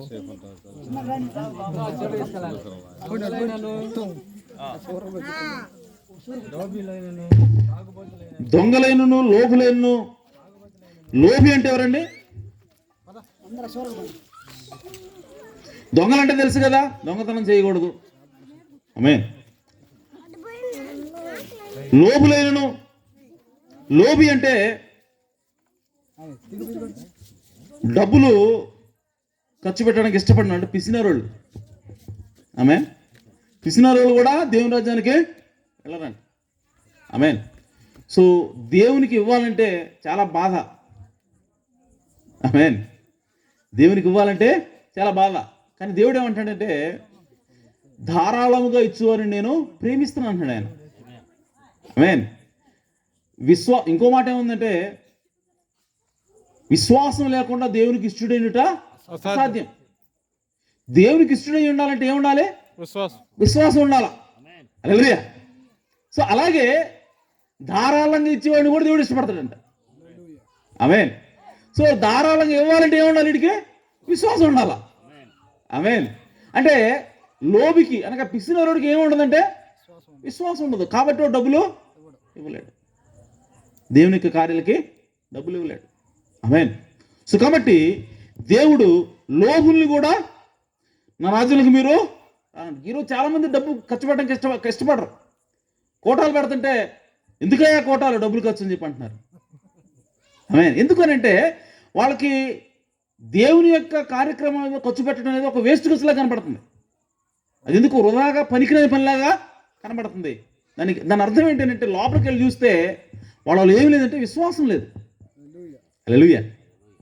విశ్వాసం ఉంటే ఖచ్చితంగా దేవునికి మనము ధారాళంగా ఇస్తాం, స్వేచ్ఛగా ఇస్తాం, సంతోషంగా ఇస్తాం. హల్లెలూయా. సో కాబట్టి ఆ విధంగా దేవునికి లోబులైన వాళ్ళు కూడా దేవుని రాజ్యంలో ప్రవేశించారు. ఎందుకు అని అంటే దేవుడు ఎందుకు అంత ఖచ్చితంగా మాట్లాడుతున్నాడు అని అంటే నువ్వు ధనవంతుడివి, నీకు మేడలు ఉన్నాయి, మిద్దెలు ఉన్నాయి, పొలాలు ఉన్నాయి, స్థలాలు ఉన్నాయి, ఆస్తులు ఉన్నాయి, అన్నీ నీకు చాలా ధనవంతుడివి. అయితే నిన్ను ధనవంతుడిని చేసింది ఎవడో? దేవుడు చేస్తేనే అవుతావు నువ్వు. హల్లెలూయా. నీకు రూపాయి ఇచ్చినా దేవుడు ఇస్తేనే వస్తుంది. కానీ ప్రజలు ఈరోజు అనుకుంటారంటే అది నా కష్టార్జితం, నేను కష్టపడితే వచ్చింది అది అని అనుకుంటారు. నో. దేవుడు ఇవ్వకుండా ఒక్క రూపాయి కూడా మనం సంపాదించలేం. ఆమేన్. కాబట్టి దేవుడు ఏమంటాడంటే నేను ఇచ్చింది నాకు పెట్టడానికి ఏంట్రా బాబు నీకు నొప్పి అంటాడు దేవుడు. ఆమేన్. నిన్ను పెద్దవాడిని చేసింది దేనికి? నువ్వు నా కార్యక్రమాలకు ఉపయోగపడతావని. ఆమేన్. నీకు నీ డబ్బులు ఇచ్చింది దేనికి? ఆమేన్. నా సువార్త చేయడానికి నువ్వు కొంత సహాయం చేస్తావని. పోనీ నిన్నేమో నీ ఆస్తి మొత్తం ఇవ్వమంటానా? లేదు కదా. 10% ఇవ్వు, 90 రూపాయలు నువ్వే ఉంచుకో, 10 రూపాయలు నాకు ఇవ్వు అంటాడు ఆయన. ఆమేన్. ఆయన ఇంకేమన్నాడు? ఏదన్నా చర్చిలో ఒక సువార్త గుడికి పెట్టాలి, నువ్వు ధారాళంగా ఒక కానుకివ్వు. ఇంతకు మించి నేనేమి అడగట్లేదు కదా, నీకు ఇచ్చింది మొత్తం నీకు ఇచ్చేది చెప్పి అడగలేదుగా నేను. నిన్ను అడుగుతుంది ఎంత? నీకు 100 రూపాయలు నేను ఇచ్చింది, అది నువ్వు సంపాదించింది కాదు. హల్లెలూయా. సో నువ్వు 100 రూపాయలు నేను నీకు ఇస్తే, నువ్వు కష్టపడినప్పుడు నేను నీకు ఇస్తా 100 రూపాయలు. అందులో నిన్ను నాకు ఇవ్వమంటుంది ఎంత? 10 రూపాయలు. 10 రూపాయలే. 90 రూపాయలు నువ్వే ఉంచుకో. ఆమేన్. ఇంకేదైనా సరే కూటమి పెట్టినప్పుడు ఇంకో 10 రూపాయలు కానుకవు. సో దానికి కూడా నీకు మనసు రావట్లేదంటే ఆమేన్, నిన్ను పెట్టింది దేనికోసం? ఆ ఉద్దేశం నెరవేరట్లేదు. కాబట్టి నువ్వు నా రాజ్యానికి పనికిరావు. హల్లెలూయా. దేవుడు ఏదైతే ఉద్దేశించాడో మన జీవితంలో అది నెరవేరకపోతే ఇంకెందుకండి మనం? ఆమేన్. నువ్వు ఏదన్నా నువ్వు ఇంజనీర్వి, ఒక బైక్ నువ్వు తయారు చేసావు, మోటార్ సైకిల్ అన్నీ చాలా చక్కగా డిజైన్ చేసావు, కానీ అది స్టార్ట్ అవట్లా. ఆమె అది పని చేయట్లా. పని చేయకపోతే ఏమైనా ఉపయోగం ఉందా ఇంజనీర్కి? ఏం చేస్తాడు? దాన్ని వాడతాడా? దానికి ఆయిల్ పోస్తాడా? ఇంజిన్ ఆయిల్ మారుస్తాడా? తుడుస్తాడా దాన్ని? ఆమె మూల పెడతాడు తీసుకుపోయి, లేదంటే డిస్మాంటిల్ చేసి అమ్ముకుంటాడు తుక్కు కింద. ఆమె అలాగే దేవుడు కూడా నిన్ను ఒక పని కోసం ఉద్దేశించినప్పుడు ఆ పనికి దేవుడికి నువ్వు ఉపయోగపడాలా. ఆ ఉపయోగపడినప్పుడు నీ లైఫ్ ఎందుకు? ఇంకా దేవుని ఉద్దేశాన్ని నెరవేర్చినప్పుడు మన జీవితం ఎందుకండి ఇంకా? ఆమేన్. సో దేవుడు ఒక పువ్వుని పుట్టిస్తున్నాడు. దేనికోసం అనంటే అందాన్ని వెదజల్లటం కోసం, అలాగే సువాసన వెదజల్లటం కోసం. ఆమేన్. ఆ సువాసన వెదజల్లినప్పుడు ఆమేన్ ఆ పువ్వు పుట్టి ఉపయోగం ఉంది. హల్లెలూయా. సో గడ్డి కూడా పూలు పోస్తాయి. ఆ పూలు చాలా అందంగా ఉంటాయి. ఆమేన్. అవి ఆ అందాన్ని వికసిస్తున్నప్పుడు యోబు అంటాడు, బైబిల్ గ్రంథం చెప్తా ఉంది, అవి వాటి పట్ల దేవునికి ఉన్న ఉద్దేశం నెరవేరుస్తున్నాయి అంట. హల్లెలూయా. గడ్డి పువ్వు అండి, ఇది చూసారా, ఈ మొక్కలో వీటికి పూలు పోస్తాయి. ఆ పూలు పూసి ఆ యొక్క అందం, ఓకే, లేదంటే ఆ పూల ద్వారా ఈ పరపరాగ సంపర్కం జరిగి ఇంకొక చెట్టు మీదకి అవి పరాగరేణులు పోయి ఇంకొక చెట్టు పుష్పించడం అనేది దేవునికి ఉద్దేశం. ఆమె అందుకే పూలు వచ్చేది. ఆ పూలు వచ్చినా సరే ఆ ఉద్దేశం నెరవేరకపోతే ఇంకెందుకు ఆ పూలు, ఇంకెందుకు ఆ మొక్క? దేవుని చిత్తం నెరవేర్చట్లేదు అది. అలాగే మనిషిని కూడా దేవుడు, ప్రతి మనిషి పట్ల ఒక ఉద్దేశం ఉంటుంది దేవుడికి. హల్లెలూయా. ఆ ఉద్దేశాన్ని నువ్వు నెరవేర్చకపోతే దేవుని కూడా నువ్వు ఉపయోగం లేనివాడివి. హల్లెలూయా. కాబట్టి మనం లోబులుగా ఉండకూడదు. ఆమేన్. త్రాగుబోతులైనను, ఇంకా ఎవరు పోరంట? త్రాగుబోతులు పోరు. ఎందుకనంటే దేవుడు మన దేహాలన్నీ తయారు చేసింది ఎవరంటే దేవుడు. హల్లెలూయా. ఎందుకు తయారు చేశాడు దేవుడు దేహాలని? ఆయన మనలో నివసించాలని. ఆమేన్. ఎందుకంటే బైబిల్లో చెప్తుంది, నీ దేహము దేవుని ఆలయమైనది. హల్లెలూయా. దేవుడు నివసించేటువంటి స్థలం ఏమిటంటే మన దేహము. అందుకోసమే ఆ దేహాన్ని చాలా మహిమకరంగా, చాలా గొప్ప ఇంజనీరింగ్ తెలివితోటి దేవుడు తయారు చేశాడండి. మాకు ఇంజనీరింగ్లో ఒక లెసన్ ఉండేది. ఆ లెసన్ ఏంటంటే టీవీ గురించి. ఆమేన్. అందులో కలర్ టీవీ గురించి చెప్తారు. సో కలర్ టీవీ రావాలంటే, అందులో కలర్ కాల్సిన డిస్ప్లే అవ్వాలి అంటే అందులో విజిఆర్ అని ఉంటుంది, జీబీఆర్ అని ఉంటుంది, గ్రీన్, బ్లూ, రెడ్. ఈ ప్రపంచంలో ఏ కలర్ అయినా సరే 3 రంగులు మన దగ్గర ఉంటే చాలు, ఈ ప్రపంచంలో ఏ కలర్ అయినా సృష్టించవచ్చు. ఏంటి ఆ కలర్స్ చెప్పిన? 3: ఆకుపచ్చ, బ్లూ, రెడ్. ఆమేన్. ఈ 3 రంగులు ఉంటే చాలు, ప్రపంచంలో ఏ రంగునే సృష్టించవచ్చు మనం. ఆమేన్. సో దాని గురించి చదువుకుంటున్నప్పుడు అక్కడ మాకు కన్ను గురించి ఉంటుంది. ఆ టీవీ గురించి మాట్లాడుతున్నప్పుడు కన్ను గురించి ఎక్స్ప్లెయిన్ చేస్తారు. ఆ కన్ను ఏ విధంగా తయారు చేశాడో, అందులో లెన్స్లు ఏ విధంగా ఉంటాయి, అందులో నర్వ్స్ ఎలా ఉంటాయి, నరాలు ఎలా ఉంటాయి, ఆ నరాలు రంగులు ఏ విధంగా పర్సెప్ట్ చేస్తాయి, ఏ విధంగా దాన్ని రంగుల్ని గుర్తించగలుగుతాయి. ఒక మనిషి కన్ను కొన్ని లక్షల రంగుల్ని గుర్తించగలదు, అంటే డిఫరెన్షియేట్ చేయగలదు. వైట్ ఉంటుంది, కొంచెం తక్కువ వైట్ ఉందనుకో, ఈ రెండింటికి మధ్య డిఫరెన్స్ తెలుసుకోగలుగుతాం మనం. ఆమేన్. ఎరుపు ఉంటుంది, అలాగే గులాబీ ఉంటుంది. ఈ రెండు కొంచెం దాదాపు ఒకేలాగా ఉంటాయి, కానీ మనం రెండింటిని కూడా డిఫరెన్స్ గుర్తించగలుగుతాం, తేడా గుర్తించగలుగుతాం. అంటే దేవుడు ఎంత గొప్పగా కన్నును సృష్టించాడో చూడండి. చిన్నది, చిన్న అవయవం అది. ఆ అవయవాన్ని బట్టే కలర్ టీవీ తయారు చేశారు. హల్లెలూయా. అంటే ఎందుకు కన్ను గురించి చెప్తున్నారంటే, ఆ కన్నులో ఏ మెకానిజం అయితే దేవుడు పెట్టాడో అదే మెకానిజం ఉపయోగించి టీవీ తయారు చేశారు. ఇది కలర్ టీవీ. ఆమేన్. సో ఆ కన్ను గురించి మేము చదువుతున్నప్పుడు మాకు చాలా ఆశ్చర్యం వేసి, దేవా నువ్వు ఎంత గొప్ప జ్ఞానం అని చెప్పి అనుకునేవాడు నేను. హల్లెలూయా. ఎందుకంటే ఆ చిన్న కన్నులో అంత టెక్నాలజీ పెట్టాడు ఆయన. కాబట్టి మరి మన దేహంలో ఎన్నో అవయవాలు ఉన్నాయి. కిడ్నీలు ఉన్నాయి, కిడ్నీలో సన్న సన్న నరాలు ఉంటాయి. వాటి ద్వారా మనం తాగే నీళ్లు, తినే ఆహారం, అందులో ఉన్నటువంటి మలినాలన్నీ కూడా ఈ కిడ్నీల ద్వారా అవి వడపోయబడి అవి పాస్ రూపంలో బయటికి వెళ్ళిపోతూ ఉంటాయి. అలాగే హార్ట్, గుండె, అలాగే లివరు, ఇవి చేసే పనులు మీరు చదువుకోగలిగితే దేవుణ్ణి స్తుతించకుండా ఉండలేరు. హల్లెలూయా. వాటి పనితనం మీకు తెలిసినప్పుడు, వాటి పనితనాన్ని మీరు చదివినప్పుడు దేవుడు ఎంత జ్ఞానవంతుడు మీకు అర్థమవుతాడు. హల్లెలూయా. సో అలాంటిది మన బాడీని ఆ విధంగా తయారు చేశాడు ఆయన. మనం పనికిరావడం అవ్వచ్చు, మనకి వేసుకోవడానికి చెప్పులు కూడా సరిగ్గా లేకపోయి ఉండొచ్చు, కానీ ఆ దేహాన్ని తయారు చేసింది ఎవరంటే దేవుడే అన్నాడు. హల్లెలూయా. సో కాబట్టి ఆ దేహాన్ని కాపాడుకోవాల్సినటువంటి బాధ్యత మన మీద పెట్టాడు దేవుడు. ఆమేన్.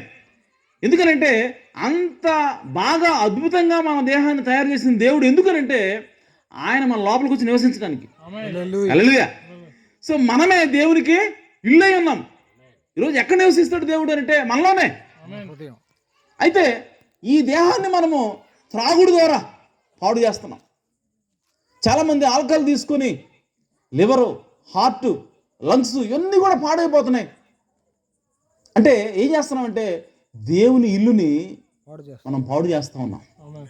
దేవుడు నివసించకుండా, దేవుడికి ఇల్లు లేకుండా మనం అనుకుంటున్నాం నా దేహం కదా అది, నేను తాగితే నీకేంటి బాధ అని అంటున్నారు. అరే తాగొద్దురా అయ్యా, నీకు దండం పెడదని చెప్పి అని అంటే, అరే నా డబ్బులు, నా మందు, నా శరీరం, నా ఆరోగ్యం, నీకేంద్రా బాయ్, నీకేంటి అంత నొప్పి అని చెప్పేవాళ్ళు తిరిగి మనల్ని ప్రశ్నిస్తారు. నీ దేహం ఎట్టయిందిరా, ఎవరిచ్చా నీకు ఈ దేహాన్ని? ఆమేన్. ఇచ్చింది దేవుడు కదా. హల్లెలూయా. సో ఆ దేవుడికి ఉపయోగపడేలాగా ఉంచుకోవాలి దేహాన్ని. దాన్ని ఆల్కహాల్తో నింపేసి, మందుతో నింపేసి, సిగరెట్లతో నింపేసి నీ శరీరానికి నువ్వు తూట్లు పడుస్తూ ఉంటే, దీన్ని నాశనం చేస్తూ ఉంటే దేవుడు అంటాడు కోపంతో, నేను నిన్ను పాడు చేస్తాను అంటాడు ఆయన. హల్లెలూయా. అదేందయ్యా, నేను ఆల్రెడీ మందుతో నేను పాడు చేస్తా ఉన్నాను, నేను ఆల్రెడీ సిగరెట్లు తాగుతా, నేను దీన్ని పాడు చేస్తా ఉన్నాను, మళ్ళీ నువ్వు నన్ను పాడు చేయటం ఏంటి? ఇప్పుడు ఆలోచించారా ఆ మాట? ఆల్రెడీ మనం తాగుతున్నాం, ఈ శరీరం పాడైపోతా ఉంది. సిగరెట్లు తాగుతున్నాం, ఈ శరీరం ఆల్రెడీ తుట్టుపడిపోతా ఉంది. మళ్ళీ దేవుడు అంటాడు, నీవు నా ఆలయాన్ని పాడు చేసావు కాబట్టి నేను నిన్ను పాడు చేస్తాను అంటాడు ఆయన. హల్లెలూయా. అరే ఆల్రెడీ దేహం పాడైపోతుంది, మళ్ళీ నన్ను పాడు చేసేది ఇంకా అని అంటే, ప్రియ సోదరులారా, నువ్వు దేవుని యొక్క ఆలయాన్ని పాడు చేస్తున్నావు, నీ దేహాన్ని పాడు చేసుకుంటున్నావు, కానీ నీ ఆత్మ సంగతి ఏంటి? హల్లెలూయా. నీ ఆత్మే నువ్వు అని అంటున్నాడు. నేను నీ ఆత్మ నాశనం చేస్తా అంటున్నాడు. నువ్వు నాకు ఇల్లు లేకుండా చేస్తున్నావా? నువ్వు నాకు ఇల్లు లేకుండా నువ్వు తాగుతున్నావా? నా ఇల్లు నువ్వు చెడగొడుతున్నావా సిగరెట్ల ద్వారా? అయితే నీ ఆత్మని నేను నాశనం చేస్తా అంటున్నాడు ఆయన. హల్లెలూయా. కాబట్టి ప్రియ సోదరి సోదరులారా, మనం ఎప్పుడు కూడా మన దేహాన్ని త్రాగుడుతోటి మనము పాడు చేసుకోకూడదు. ఇంకో విషయం విచిత్రం ఏంటంటే, ప్రపంచంలో ఉన్నటువంటి సైంటిస్టులు అందరూ కూడా, డాక్టర్లందరూ కూడా, వాళ్ళందరూ రీసెర్చ్ చేసి ఈ తాగుడు అంటే ఆల్కహాల్, ఆ మందు కనిపెట్టిన దగ్గర నుంచి ఎవరెవరు తాగుతున్నారు, ఎంతమంది తాగారు, వాళ్ళందరూ కూడా ఏ విధంగా మరి లివర్లు పాడైపోయినాయి, వాళ్ళందరికీ ఏ విధంగా కిడ్నీలు పాడైపోయినాయి అని చెప్పి వాళ్ళు ఎన్నో వందల సంవత్సరాల డేటా అంతా తీసి ఒక రీసెర్చ్ తయారు చేసి వాళ్ళు ఏం చెప్తున్నారంటే, ఇదిగో ఈ విధంగా మందు తాగితే ఈ విధంగా మీకు లివర్లు పాడైపోతాయి, ఈ విధంగా సిగరెట్లు తాగితే మీకు లంగ్స్ పాడైపోతాయి, మీ యొక్క ఊపిరితిత్తులు పాడైపోతాయని చెప్పి వాళ్ళు స్టడీతోటి చదివి అనేక మందిని వాళ్ళు పరిశీలన చేసి వాళ్ళు మొత్తుకుంటున్నారు. అడ్వర్టైజ్మెంట్లు వేసి, పుస్తకాలు రాసి వీళ్ళందరూ కూడా, డాక్టర్లు అందరూ కూడా మొత్తుకుంటున్నారు, రే సిగరెట్ తాగొద్దురా లంగ్స్ పాడైపోతాయి, మందు తాగొద్దురా లివర్ పాడైపోద్ది అని చెప్పి వాళ్ళు మొత్తుకుంటున్నా సరే, ప్రతి సంవత్సరం కూడా తాగేవాళ్ళు, సిగరెట్ తాగేవాళ్ళు ఎక్కువ అవుతున్నారంట, మందు తాగేవాళ్ళు ఎక్కువ అవుతున్నారంట. అంటే వాళ్ళు చేసేటువంటి మాటలు, వాళ్ళు చెప్పేటువంటి మాటలు, వాళ్ళు చెప్పేటువంటి సత్యము వీళ్ళకి ఎక్కట్లేదు. ఆమేన్. ఇంకో విచిత్రం ఏంటంటే, ఇప్పుడు నేను నడుచుకుంటూ వెళ్తా ఉంటే కొంచెం దూరం బాగానే తూలుడు వచ్చింది. తూలు కింద పడిపోయాను నేను. మళ్ళీ సమాయించుకొని మళ్ళీ 2 అడుగులు ఎగానే మళ్ళీ తూలు పడిపోతారు. అప్పుడు నేనేం చేస్తాను? రోజంతా అలాగే ఉంటుంది, నాకు తూలుడు వచ్చేస్తుంది. ఏం చేస్తానంటే వెంటనే డాక్టర్ దగ్గర పోతా. హాస్పిటల్కి పోయి, అయ్యా నాకేదో అయింది, నేను సరిగ్గా నిలబడలేకపోతున్నాను, తూలి పడిపోతున్నానండి, నాకేదో అయింది చూడండి సార్ అని చెప్పి, ఎంత డబ్బు ఖర్చు అయినా పర్వాలేదు సార్, నాకు మాత్రం ఈ తూలుడు ఆగిపోవాలని చెప్పి మనం ఎంత ఖర్చు పెట్టాం కానీ మనం ఇష్టపడతాం. కానీ తాగుబోతులు ఏం చేస్తారో తెలుసా? డబ్బులు ఖర్చు పెట్టి మందు షాపుకు పోయి వేలకి వేలు తగలేసి మందు తాగి మళ్ళీ అదే పరిస్థితుల్లోకి వస్తున్నారంట, తోలుతున్నారు. ఆమెన్. వాడు తాగకుండా తూలితేనేమో వాడు కంగారు వచ్చేస్తుంది, అమ్మో అని చెప్పి డాక్టర్ దగ్గరికి వెళ్తున్నాడు. కానీ మందు తాగి వాడే మళ్ళీ తాగుతున్నాడు, తాగి మళ్ళీ అదే తోలుతున్నాడు. అంటే మనుషుల యొక్క ఆలోచన శక్తి నశించిపోయింది. తోలటం అనేది తప్పని వాడికి తాకముందు తెలిసింది, కానీ వాడు కావాలని పోయి కొనుక్కుని మరి ఆ స్థితిలోకి వెళ్తున్నాడు అని అంటే వాడు బుద్ధి లేనుడు అన్నాడు. ఆమేన్. సాతానుడు వాడిని పట్టుకొని ఉంది. కాబట్టి వాళ్ళు తేడా తెలియట్లేదు, మంచికి చెడుకి తేడా తెలియట్లేదు. కాబట్టి వాళ్ళు తాగుతున్నారు, ఊగుతున్నారు. అందరితో ఊరుకుంటారా? గొడవలు. మా ఊళ్ళో ఒక ఆయన అంటున్నాడు, తాగితే ఎంత శక్తి వస్తుందో తెలుసా, నరాలు ఏ విధంగా ఉప్పొంగుతో తెలుసా, దాన్ని అనుభవించడం కోసం నేను తాగుతున్నాను అంటున్నాడు ఆయన. తాగటం, ఆ విధంగా ఉప్పొంగటం, గొడవలు పెట్టుకోవటం, తనులు తింటాం, ఇది పరిస్థితి. సో దాని ద్వారా ఏం చేస్తున్నావు అని అంటే, నీ యొక్క శరీరాన్ని, దేవునికి ఆలయంగా ఉండాల్సినటువంటి నీ శరీరాన్ని నువ్వు పాడు చేస్తున్నావు. కాబట్టి దేవుడు అంటున్నాడు, నేను నీ ఆత్మను నాశనం చేస్తానన్నాడు. హల్లెలూయా. ఈ సందర్భంగా ఇంకొక విషయం చెప్తాను. నీవు వ్యభిచారం ద్వారా నీ శరీరాన్ని పాడు చేసుకుంటున్నావా? లేదంటే త్రాగుడు ద్వారా నీ శరీరాన్ని పాడు చేసుకుంటున్నావా? దేవుడు అంటాడు, నేను నిన్ను నరకంలో వేస్తాను.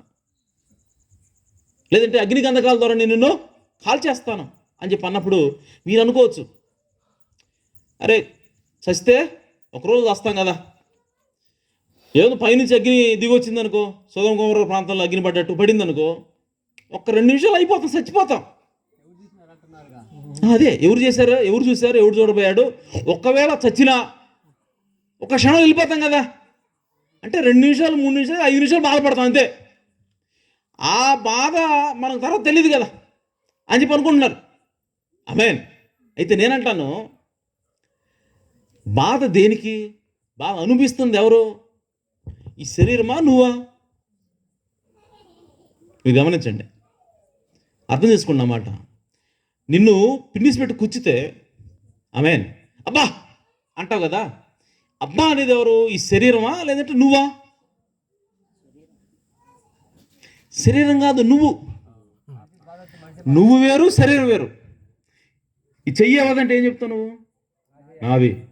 ఈ కాలు ఎవరిది అంటే ఏం చెప్తావు? నాది. ఈ శరీరం ఎవరిది అంటే ఏం చెప్తావు? నాది అంటాం కదా.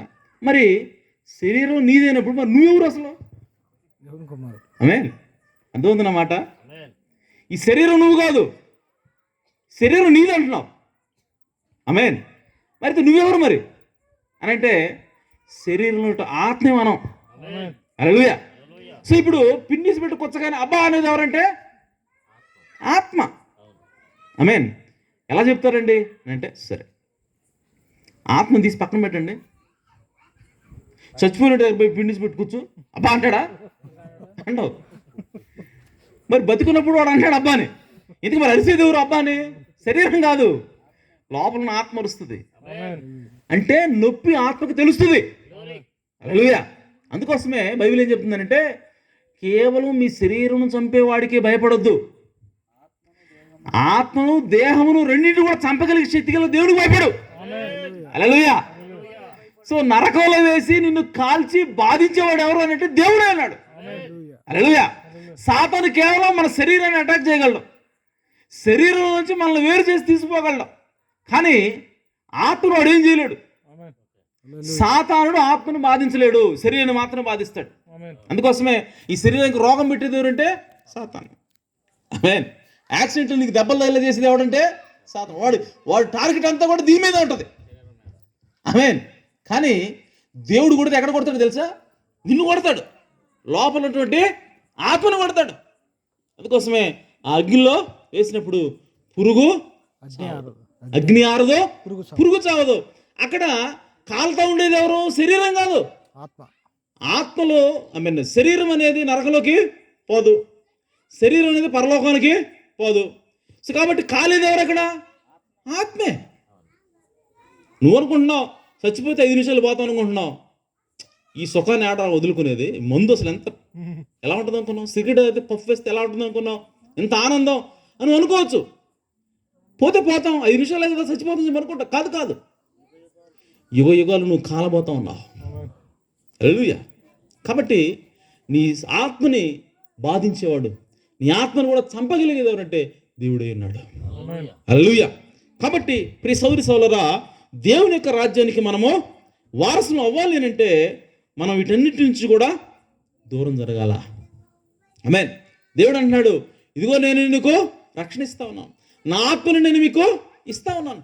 కాబట్టి మీరు రండి, నా ఆత్మను స్వీకరించండి, వాటన్నిటి నుంచి కూడా నేను మీకు విడుదల చేస్తాను. ఆమేన్. ఇంకో విషయము, శిక్షించేవాడికి, ఆమేన్, రక్షించేవాడికే శిక్షించే అధికారం ఉంటుంది. హల్లెలూయా. రక్షించేవాడికే శిక్షించే అధికారం ఉంటుంది. సో దేవుడికి రక్షణ తెలుసు, శిక్షణ కూడా తెలుసు. అందుకోసం దేవుడు ముందు ఏ ఆప్షన్ ఇస్తాడు తెలుసా? రక్షించే మార్గం ఇస్తాడు ముందు. ఆమేన్. సో ఇచ్చి నువ్వు దాన్ని తిరస్కరిస్తే అప్పుడు నువ్వు శిక్షలోకి వస్తావు. ఆమేన్. అది ఎప్పుడు కూడా దేవుని ఉద్దేశమైనది, దేవుని యొక్క మార్గమైనది. ఆమేన్. సో నోవు దగ్గరకు వచ్చాడు, ఒరే అబ్బాయి, ప్రపంచంలో ఉన్నట్టు ప్రతి ఒక్కడు చెడిపోయాడు రా, నువ్వు ఒక్కడే నాకు నీతిమంతుడిగా కనపడ్డావు. కాబట్టి నేను నీ కుటుంబం కొరకు నువ్వు ఒక ఓడను సిద్ధం చేసుకో అని చెప్పి, ఇప్పుడు దేవుడు మెదలకుండా ఉండాలి. కానీ దేవుడు ఏమంటున్నాడు తెలుసా? ప్రజల దగ్గరికి వెళ్ళు. ఆమేన్. ప్రజల దగ్గరికి వెళ్ళి వాళ్ళకి బోధించు, వాళ్ళకి ప్రకటించు. ఏమని? వర్షం పడబోతా ఉంది, ఓడగట్టాను, వాళ్ళకి రండి చెప్పు వాళ్ళకి. ఆమేన్. చెప్పు. కానీ మీరు గమనించండి, ఓడలోకి ఆ 8 మంది తప్ప ఇంకెవడు రాడని దేవుడికి ముందే తెలుసు. హల్లెలూయా.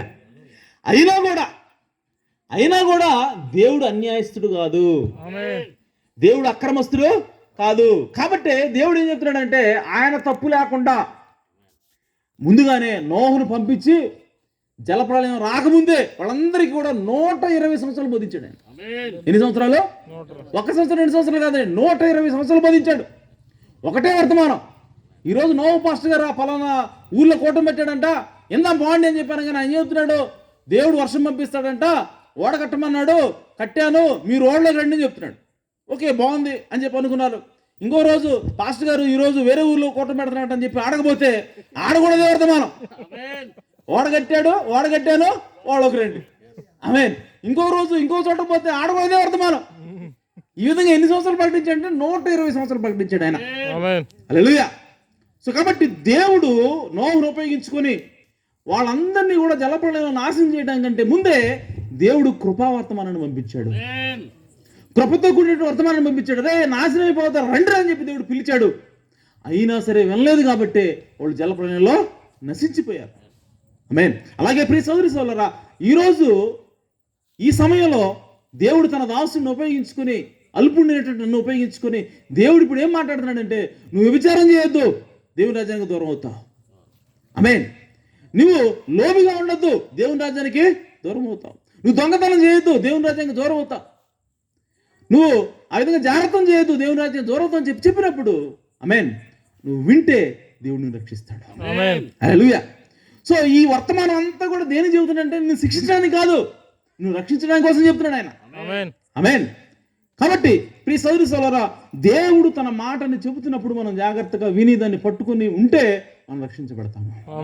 హల్లెలూయా. సొదొమ గొమొర్రా పట్టణాన్ని కాల్చాలని చేసి దేవుడు వచ్చాడు. అబ్రహాం దగ్గరికి వచ్చినప్పుడు అబ్రహాం అన్నాడు, అయ్యా అక్కడ 50 మంది ఉంటే దాన్ని నాశనం చేయకుండా ఉంటావా? ఉంటాను. 40 మంది ఉంటే ఓకే, 30 మంది ఉంటే ఓకే. అయ్యా ఇంకొకసారి మాట్లాడుతున్నా, కోప్పడొద్దు. 20 మంది ఉంటే, 10 మంది ఉంటే ఓకే అన్నాడు. పంపించాడు. అక్కడ ఎవరున్నారు? 10 మంది కూడా లేరు. కానీ అక్కడికి వెళ్ళి వాళ్ళందరికీ కూడా సువార్త ప్రకటించారు. ఇద్దరు మనుషులు వెళ్ళి చెబుతున్నప్పుడు వాళ్ళు ఆ వర్తమానాన్ని తిరస్కరించి వాళ్ళని బలవంతం చెప్పి వాళ్ళని రేపు చేయబోతే వాళ్ళందరినీ ఆ లోతు కుటుంబం మొత్తాన్ని కూడా తీసుకుని వాళ్ళు బలవంతంగా బయటకు వెళ్ళిపోయారు. మెయిన్ సో కాబట్టి ప్రియ సోదరులు, దేవుడు ఎప్పుడు కూడా ఒక శిక్షణ తీసుకురావడానికి ముందుగా దేవుడు కృపావర్తమాన్ని తప్పించుకునే మార్గాన్ని ఏర్పాటు చేస్తాడు. తప్పించుకునే ఏర్పాటు చేయకుండా దేవుడు ఎప్పుడు శిక్షణ తీసుకుని రాడు. కాబట్టి ఈరోజు దేవుడు మాట్లాడుతున్నాడు, మీరు అటువంటి పరిస్థితిలో ఉన్నట్లయితే మీరు బయటికి రండి, నేను మిమ్మల్ని రక్షిస్తాను, నేను మిమ్మల్ని కాపాడుతానని చెప్పి దేవుడు మాట్లాడుతూ ఉన్నాడు. హల్లెలూయా. ఎలా కాపాడుతాడు దేవుడు? ఏ విధంగా మనల్ని జాగ్రత్త నుంచి బయటపడేస్తాడు? ఏ విధంగా మన త్రాగు నుంచి బయటపడేస్తాడు అని అంటే ఆయన ఆత్మకి అంత శక్తి ఉన్నది. పరిశుద్ధాత్మ పంపించినప్పుడు, మన హృదయంలోకి పరిశుద్ధాత్మ వచ్చినప్పుడు అది ఖచ్చితంగా మన నీతి మార్గంలోకి నడిపిస్తుంది. అప్పటి వరకు తాగి దొరికిన నీవు దేవునికి ఆత్మ నీకు తాకినప్పుడు ఖచ్చితంగా నీ జీవితం మారుతుంది. ఆ విధంగా ప్రపంచంలో ఎంతో మందిని దేవుడు మార్చాడు. ఎంతో మంది వ్యభిచారాలు చేసి ఆ విధంగా పట్టబడిన స్త్రీలను కూడా దేవుడు మార్చాడు. హల్లెలూయా. ఆ సమరయ స్త్రీ 6గురితో ఆమె జీవిస్తాం. దేవుడు వెళ్ళాడు, దేవుని గుర్తుపెట్టింది ఆమె. ఎప్పుడైతే దేవుని ఆమె గుర్తుపెట్టిందో, దేవుని యొక్క మాటకు లోబడిందో, వెంటనే ఆమె జీవితం మారిపోయింది. హల్లెలూయా. అప్పటి వరకు ఉన్నటువంటి ఆ పాప జీవితం ఆమె విడిచిపెట్టింది. ఆ కొండ అక్కడ విడిచిపెట్టి వెళ్ళిపోయిందంటే ఆమె జీవితాన్ని, ఆమె పాత జీవితాన్ని విడిచిపెట్టి ఆమె వెళ్ళిపోయింది. అలాగే ఈరోజు నువ్వు యేసుని కలుసుకో, యేసుక్రీస్తుకి నీ జీవితాన్ని అప్పగించు, యేసు ప్రభు యొక్క మాటను నువ్వు నమ్ము, ఖచ్చితంగా నీ జీవితం మారిపోతుంది. ఆమేన్. రాహాబు అనేటువంటి వేశ్య, ఆమె ఎవరు? వేశ్య. ఆమె డబ్బుల కోసం పాపం చేస్తూ ఉంది, కానీ ఆమెకి ఇష్టం లేకుండా పని చేస్తూ ఉంది. కానీ ఆమె దేవుని యొక్క వాక్యాన్ని నమ్ముతూ ఉన్నది. యోగులు వారు వచ్చినప్పుడు ఆమె అంటుంది, అయ్యా మీ దేవుడు గొప్ప దేవుడు, మీ దేవుడు అంటే దేవుడు ఇంకొకడు లేడు. హల్లెలూయా. కాబట్టి మీ దేవుడు ఎలాంటి గొప్ప కార్యాలు చేశాడో, ఎలాంటి అద్భుత కార్యాలు చేశాడో మేము విన్నప్పుడు మా హృదయాలు కరిగిపోతా ఉన్నాయి. అంటే ఆమె ఏం చెప్తా ఉందంటే, మీ దేవుడిని నేను నమ్ముతున్నాను చెప్తుంది ఆమె. హల్లెలూయా. కాబట్టి ఆమె ఆ వ్యభిచార వృత్తి నుంచి ఆమె విడిపించబడింది. ఆమేన్. ఆమె ఎవరు చేసుకున్నారో తెలుసా పెళ్ళి? సల్మాన్ అనేటువంటి ఒక వ్యక్తి చేసుకున్నాడు. ఆయన ఎవరంటే యెహోషువ సైన్యంలో అతను సైన్యాధ్యక్షుడు. ఆమేన్. ఒక మిలిటరీ కమాండర్ ఆమె చేసుకున్నాడు, ఒక వేసిని చేసుకున్నాడు. ఇంకొక ఆశ్చర్యకరమైన సంగతి ఏంటంటే, యేసు ప్రభు కూడా ఆ లైన్లో నుంచి వచ్చాడు. ఆమేన్. కాబట్టి ఒక వేశ్య తను దేవుని యొక్క వాక్యం పట్ల విశ్వాసం ఉంచినప్పుడు ఆమె జీవితం ఒక్కసారిగా మారిపోయింది. అదేవిధంగా ఈరోజు ఒకవేళ మన జీవితం తాగుతున్నావా, తిరుగుతున్నావా, అబద్ధాలు ఆడుతున్నావా, దొంగతనాలు చేస్తున్నావా, ఇలాంటి దేవుని వాక్య వ్యతిరేకమైనటువంటి కార్యాలు ఏమైనా చేస్తున్నావా, ఈరోజు దేవుడు మాట్లాడుతున్నాడు, నేను నిన్ను క్షమిస్తాను, నేను నిన్ను మారుస్తాను. నువ్వు చేయవలసింది ఏంటంటే నా మాటకు నువ్వు లోబడు, నేను చేసినటువంటి రక్షణ కార్యానికి నువ్వు అంగీకరించు. ఆమేన్. మనం చేయవలసింది ఏమిటంటే, మనం ఎవరైపు చూడాలంటే దేవుడు ఏం చేయగలడు చూడు నువ్వు. ఈరోజు సమస్య ఏంటంటే, మనకున్నటువంటి పరిస్థితి తప్పించుకోవాలనుకుంటాం, కానీ మనం ఎల్లప్పుడూ కూడా ఏం చూస్తామంటే, నేను దీన్ని మానుకోగలనా, నేను ఈ పరిస్థితి బయటపడగలనా, నేను దేవునికి నమ్మకంగా జీవించగలనా అని మనం ఏం చేయగలమో అదే చూస్తూ ఉంటాం. నేను చేయగలనా అంటే నువ్వేం చేయలేవు. అర్థమైందా? ఈరోజు నిన్ను నువ్వు చూసుకోవటం మానే. దేవుడు ఏం చెప్తున్నాడంటే, దేవుని వాక్యం ఏం చెప్తుందంటే, పరిశుద్ధంగా జీవించటం, దేవుని వాక్య ప్రకారంగా జీవించడం నీ అంతటి నువ్వు జీవించడం నీ వల్ల కాదు, ఎవడి వల్ల కాదు, అసలు ప్రపంచంలో ఎవడి వల్ల కాదు. కాబట్టి నీ జీవితం మారడానికి నువ్వేం చేయగలవో అది చూడబాకు, దేవుడు ఏం చేశాడో చూడు, దేవుడు ఏం చేయగలడో చూడు. హల్లెలూయా. అర్థమవుతుందన్నమాట. నీవు నీ పాపం నుంచి విడుదల పొందడానికి దేవుడు ఏం చేయగలడో, దేవుడు ఎంత శక్తిమంతుడో అది చూడు. హల్లెలూయా. అలా చూసినప్పుడు దేవుడి మీద నీకు విశ్వాసం వస్తుంది. అయ్యా నా పరిస్థితి ఏదైనా సరే, నేను ఎంత వ్యభిచారంలో కూరుకుపోయినా సరే, నేను ఎంత పచ్చి త్రాగుబోతునైనా సరే నన్ను మార్చగల శక్తి నీకు ఉందా అని నేను నమ్ముతున్నాను. ఆమేన్. హల్లెలూయా. ఏం చెప్పాలి మనం? మన వైపు చూసుకోవటం కాదు, ఆయన వైపు చూడాలి. ఆమేన్.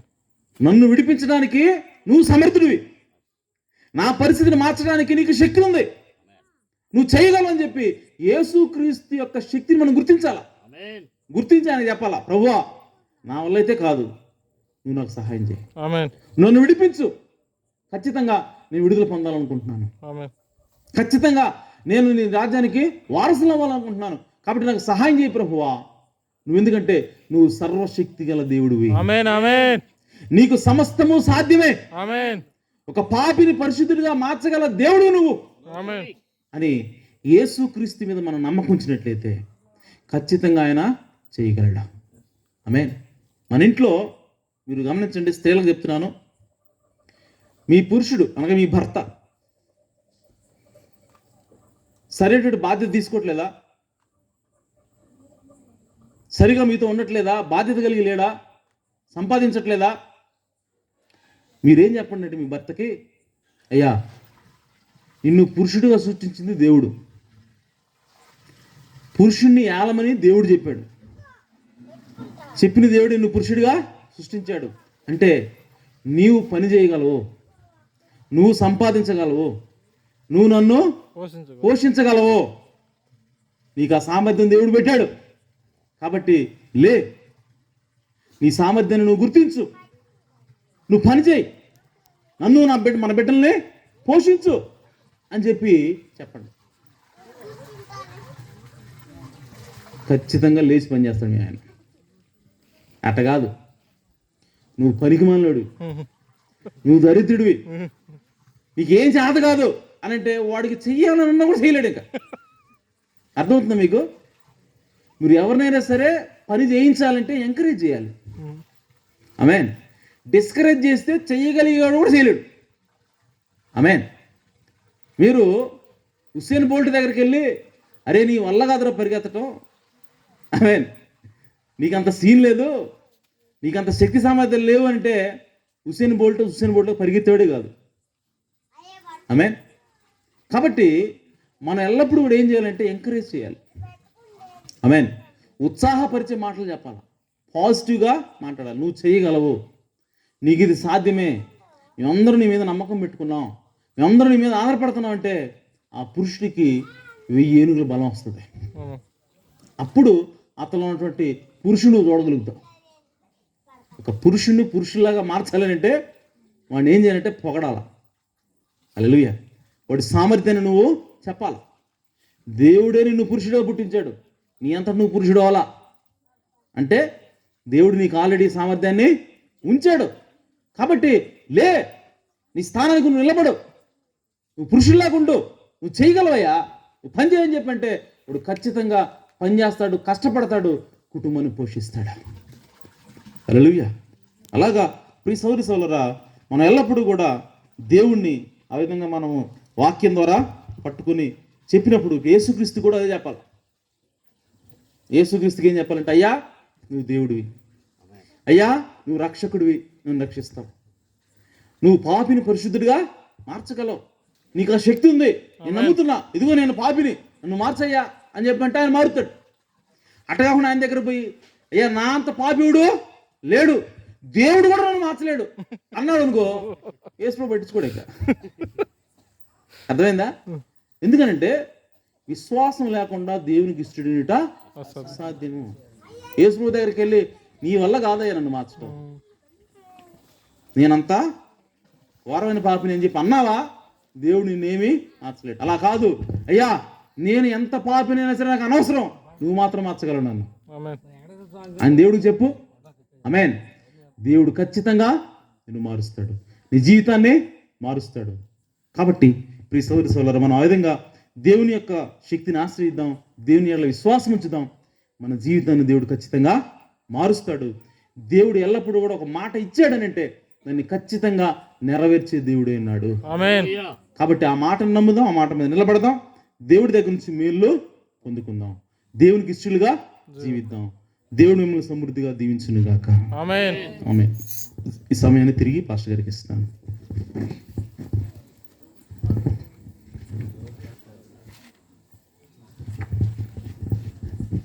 మంచిది. ఇప్పటి వరకు చక్కటి సువార్తను మనకు అందించినటువంటి దేవుని సేవకులకు వందనాలు చెల్లిస్తూ ఉన్నాం.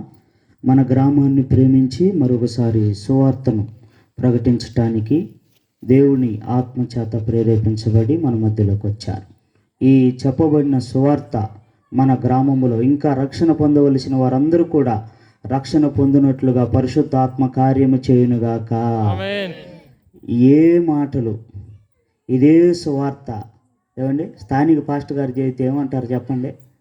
లేచిన కానుండి రాజేష్ గారికి ఏం పని లేదండి. ఆయనకేం పని లేదు, ఈయనకేం పని లేదు. లేచిన కానుండి సువార్త అంటే ఇదే ఉంటుంది. ఇంకా మీరు ఏ ఊరు పోండి, ఏ పాస్టర్ గారి దగ్గరికి పోండి, ఏ సంఘానికి పోండి, ఏ బైబిల్లో ఉందంతా కూడా అదే. హల్లెలూయా, ఆమేన్. కాబట్టి వ్యత్యాస భేదం ఏమీ లేదు. మనిషి మారటానికి దేవుడు పెట్టిన ఏకైక ప్రణాళిక, ఉద్దేశమే బైబిల్. బైబిల్లో ప్రేమ ఎంత ఉందో చెప్పండి. గద్దింపు కూడా అంతే. ఎందుకోసం అంటే మనుషుల రక్షణ కోసమే. కాబట్టి ఈ వాక్యం మన కోసమే. దేవుడే మాట్లాడిచ్చాడు అన్నట్లుగా మనము తీసుకోవాలి. మాట్లాడింది పాస్టర్ గారైనా నేనైనా ఎవరైనా ఇది ఉద్దేశపూర్వకంగా తీసుకోకూడదు. సహజంగా మనం ఏం తీసుకుంటామంటే పాస్టర్ గారు ఎవరు చెప్పినా కానీ, ఏకాల సంఘంలో చెప్పినా, కుటుంబ ప్రార్థన చెప్పినా, మీటింగ్లో చెప్పినా ఉద్దేశపూర్వకంగా తీసుకుంటారు. ఎలా అంటే ఎవరో నా గురించి చెప్పారు, లేకపోతే నా సంగతి అంతా ఆయన తెలుసు కాబట్టి ఈరోజు బయట పెట్టాడు అన్నట్టుగా ఉంటారు. ఎవరు బయట పెడతారు మరి? మీరు బయట పెట్టుకుంటే ఇంకేం ఉండవు. కాపురాలు సేవకుడే చెప్పాలి. హల్లెలూయా. మీ జీవితాలు ఉండవు, మీ కుటుంబాలు ఉండవు, మీరు బాగుపడరు. దేవుడి సేవకుల్లో నుండే మాట్లాడతాడు. హల్లెలూయా. ఆ విధంగా మీరు తీసుకోండి. మన జీవితాలు బాగుపడతాయి, మన కుటుంబాలు. బైబిల్ చెబుతుంది ఏంటంటే భయము నుండి పాపము చేయవద్దు. 119వ కీర్తన 11 వచనం ఏముందో తెలుసా? నీ ఎదుటి నేను పాపము చేయకుండానట్లు నా హృదయంలో నీ వాక్యం ఉంచుకున్నాను అన్నాడు. అదే ఇప్పుడు చెప్పబడింది. హల్లెలూయా. యోసేపు కూడా పాపం చేసే అవకాశం వచ్చిన ఒకటే చెప్పాడు. ఏం చెప్పాడు చెప్పండి? నేను దేవునికి భయపడువాను. ఎవరికి భయపడువాను? ఎవరిని చూస్తారేమోనని భయపడటం కాదు, దేవుడు చూస్తున్నాడు. ఇప్పుడు చెప్పింది అదే. దేవుడు చూస్తాడు. నీ ఆత్మ నశించిపోకూడదు, ఆర్పివేసుకోకూడదు, రక్షింపబడాలి. కాబట్టి ఈ వాక్యం దేవుడు మన ఎన్నికల్లో దీవించునుగా. ప్రార్థన చేసుకుందాం. ప్రకటన 1 వినండి. ఈ నెలలోనే 27వ తారీఖు సువార్త కూడిక మనకు షారోను పొలం ప్రార్థనా మందిరం తరపున ఏర్పాటు చేస్తూ ఉన్నాం. సువార్త కూడిక. మరి దేవుని సేవకులు గుంటూరు నుండి క్లారెన్స్ గారు వస్తున్నారు. చక్కటి వర్తమానం మనకు ఇంతకుముందు మరి మన గ్రామంలో ఎక్కువ దేవుని సువార్తను మరి ప్రకటించి ఎక్కువ ప్రేమతో కొనసాగిన దేవుని సేవకులు. కాబట్టి మరి క్లారెన్స్ గారు వస్తారు. ఈ నెలలో 27వ తారీఖు సువార్త కూడిక ఏర్పాటు చేస్తూ ఉన్నాం. మీరందరూ మంచి వాతావరణం కొరకు ప్రార్థన చేయండి. ఏ భేదం లేదు, అందరికీ ఆహ్వానం. అందరూ పాల్గొనండి. చివరి ప్రార్థన చేసుకుందాం. సేవకులు వారి ప్రయాణ క్షేమం కొరకు, వారు చేస్తున్న పరిచర్య మరి అభివృద్ధి కొరకు, అలాగే వారు ఎంత ప్రయాసపడి వచ్చారు, దేవుని వాక్యం అందించారు, అది ఫలించినట్లుగా ప్రార్థన చేసుకుందాం. ప్రేమ కలిగిన మా తండ్రి, పరిశుద్ధుడైన మా ప్రభువా, మీ వందనాలు, కృతజ్ఞతలు, స్తోత్రాలు చెల్లిస్తున్నాం. ఇంతవరకు నీ దాసులు నిలబెట్టుకొని ఇదిగో ఆ దూర ప్రాంతం నుండి, చింతపల్లి గ్రామం నుండి వారి సంఘం ద్వారా ఈరోజు ఇక్కడ సువార్త అందించడానికి మీరు తీసుకొచ్చినందుకు స్తోత్రాలు. మంచి ప్రయాణ క్షేమం ఇచ్చారు, అందుని బట్టి స్తోత్రాలు. ఇంతవరకు మా మధ్య నుండి నీ సువార్త వినిపించటానికి, ఈ గ్రామ ప్రజల రక్షణ కొరకు నాయన వారు చూపిన ఈ ప్రేమ, ఈ సువార్త నాయన అందరికీ యేసుక్రీస్తు నామములో రక్షణ జరుగునుగాక. పరిశుద్ధాత్ముడే పని చేయునుగాక. నీ వాక్యమే మనుషులను రక్షించి వెలిగించునుగాక. ఏ ఆత్మ నశించి నరకానికి పోకుండానట్లుగా ప్రభా కృప చూపుదువుగాక. ఎవరు బలహీనలో వాళ్ళు బలపరచండి, ఎవరు రోగులు వారిని స్వస్థపరచండి, అలిసిన దేహాలను మీరే బలపరచమని ప్రార్థన చేస్తున్నాం. మమ్మల్ని అందరినీ ప్రేమించి ఏర్పాటు చేసుకున్న ఈ కూడికి ఏర్పాటు చేసిన కుటుంబ సభ్యులు, లాజర్ గారు, వారి సతీమణి, వారికి ఇచ్చిన 3 కుమార్తెలు, అలాగే అల్లుడు, నాయన వీరి పట్ల మేము ప్రార్థన చేస్తున్నాం. ఈ దీవెనలు వారికి కలుగునుగాక. ఆరోగ్యము, ఆర్థిక స్తోమత కలుగునుగాక. ఇదిగో వివాహం కావలసిన బిడ్డలకు వివాహము జరుగునుగాక. ఈ కుటుంబములో దీవెనలు ఉండునుగాక. ఎంతమంది అయితే రక్షణ పొందాలి. ఈరోజు ఈ గ్రామ రక్షణ కొరకు ఏర్పాటు చేసి ఎంతైతే వెల చెల్లించారో, ఎంతైతే ప్రయాసపడ్డారో వారికి రెట్టింపు దీవెనలు ప్రతిఫలము కలుగునుగా. ఒక్క పొందిన ఆ ప్రతిఫలం అందరికీ మేలుకరంగా మార్చబడునుగాకయ్యా. మారు మనసు పొంది ఒక్క పాపి విషయమై పరలోకముందు నువ్వు సంతోషిస్తానని చెప్పావు. 99 మంది మారు మనసు అక్కర్లేని వారి కంటే మారు మనసు పొంది ఒక్కరి విషయమై నువ్వు సంతోషిస్తావు. ఈరోజు ఆ కార్యము జరుగునుగాక నాయన. కూడి వచ్చిన బిడ్డలను కూడా దీవించి, వారి కుటుంబాలను దీవించి, రక్షణ కార్యం జరిగించి, వారి అవసరతలన్నీ తీర్చి, వారి వారి సంఘాల్లో నమ్మకంగా స్థిరంగా ఉంటూ ఈ వాక్యానుసారంగా జీవించే కృప దయచేయమని. వెళ్తుండగానే శుద్ధులగుదురుగాక, వెళ్తుండగానే విశ్వాసము రక్షణ కలుగునుగాక, వెళ్తుండగానే వారి సమస్యలకు పరిష్కారము జరుగునుగాక. మీ దీవెనతో నింపుమని ఇప్పటి వరకు నాయన మా మధ్య ఉండి పరిచర్య చేసి నీ దాసులు వారి టీం అంతటికి, వారి సంఘము దీవించబడిన, వారి కుటుంబాలు దీవించబడినగాక. ఎక్కడ సువార్త చెప్పినా నీ కార్యము, ఆయా ఆత్మల రక్షణ కార్యం జరుగునుగాక నాయన. నీ సన్నిధి కాపుదల వారికి తోడుగుంచమని, ఇదిగో సువార్త కొరకు మంచి వాహనం లేకపోతే మంచి ఏర్పాట్లు వారికి అనుగ్రహించమని యేసుక్రీస్తు నామంలో ప్రార్థన చేస్తూ అడిగి వేడుకొంచున్నాము తండ్రి. ఆమేన్. పరమ తండ్రి అయిన దేవుని ప్రేమయు, కుమారుడైన యేసుక్రీస్తు వారి కృపయు, పరిశుద్ధాత్మ సన్నిధి సహవాసం ఇప్పుడు ఎల్లప్పుడూ మనకు మన కుటుంబాలకు ఆయన ప్రేమించు సకల పరిశుద్ధులకు, కూడికి ఏర్పాటు చేసిన కుటుంబ సభ్యులకు, గుడి వచ్చిన మనందరికీ ప్రభు కృప ఎల్లప్పుడూ తోడుగుండి నడిపించునుగాక. ఆమేన్, ఆమేన్. హల్లెలూయా, హల్లెలూయా. మరొకసారి దేవుని సేవకులు, ఆ టీం అంతటి కూడా, సంఘానికి కూడా వందనాలు చెల్లిస్తున్నాం. అయ్యారు ఏముంది.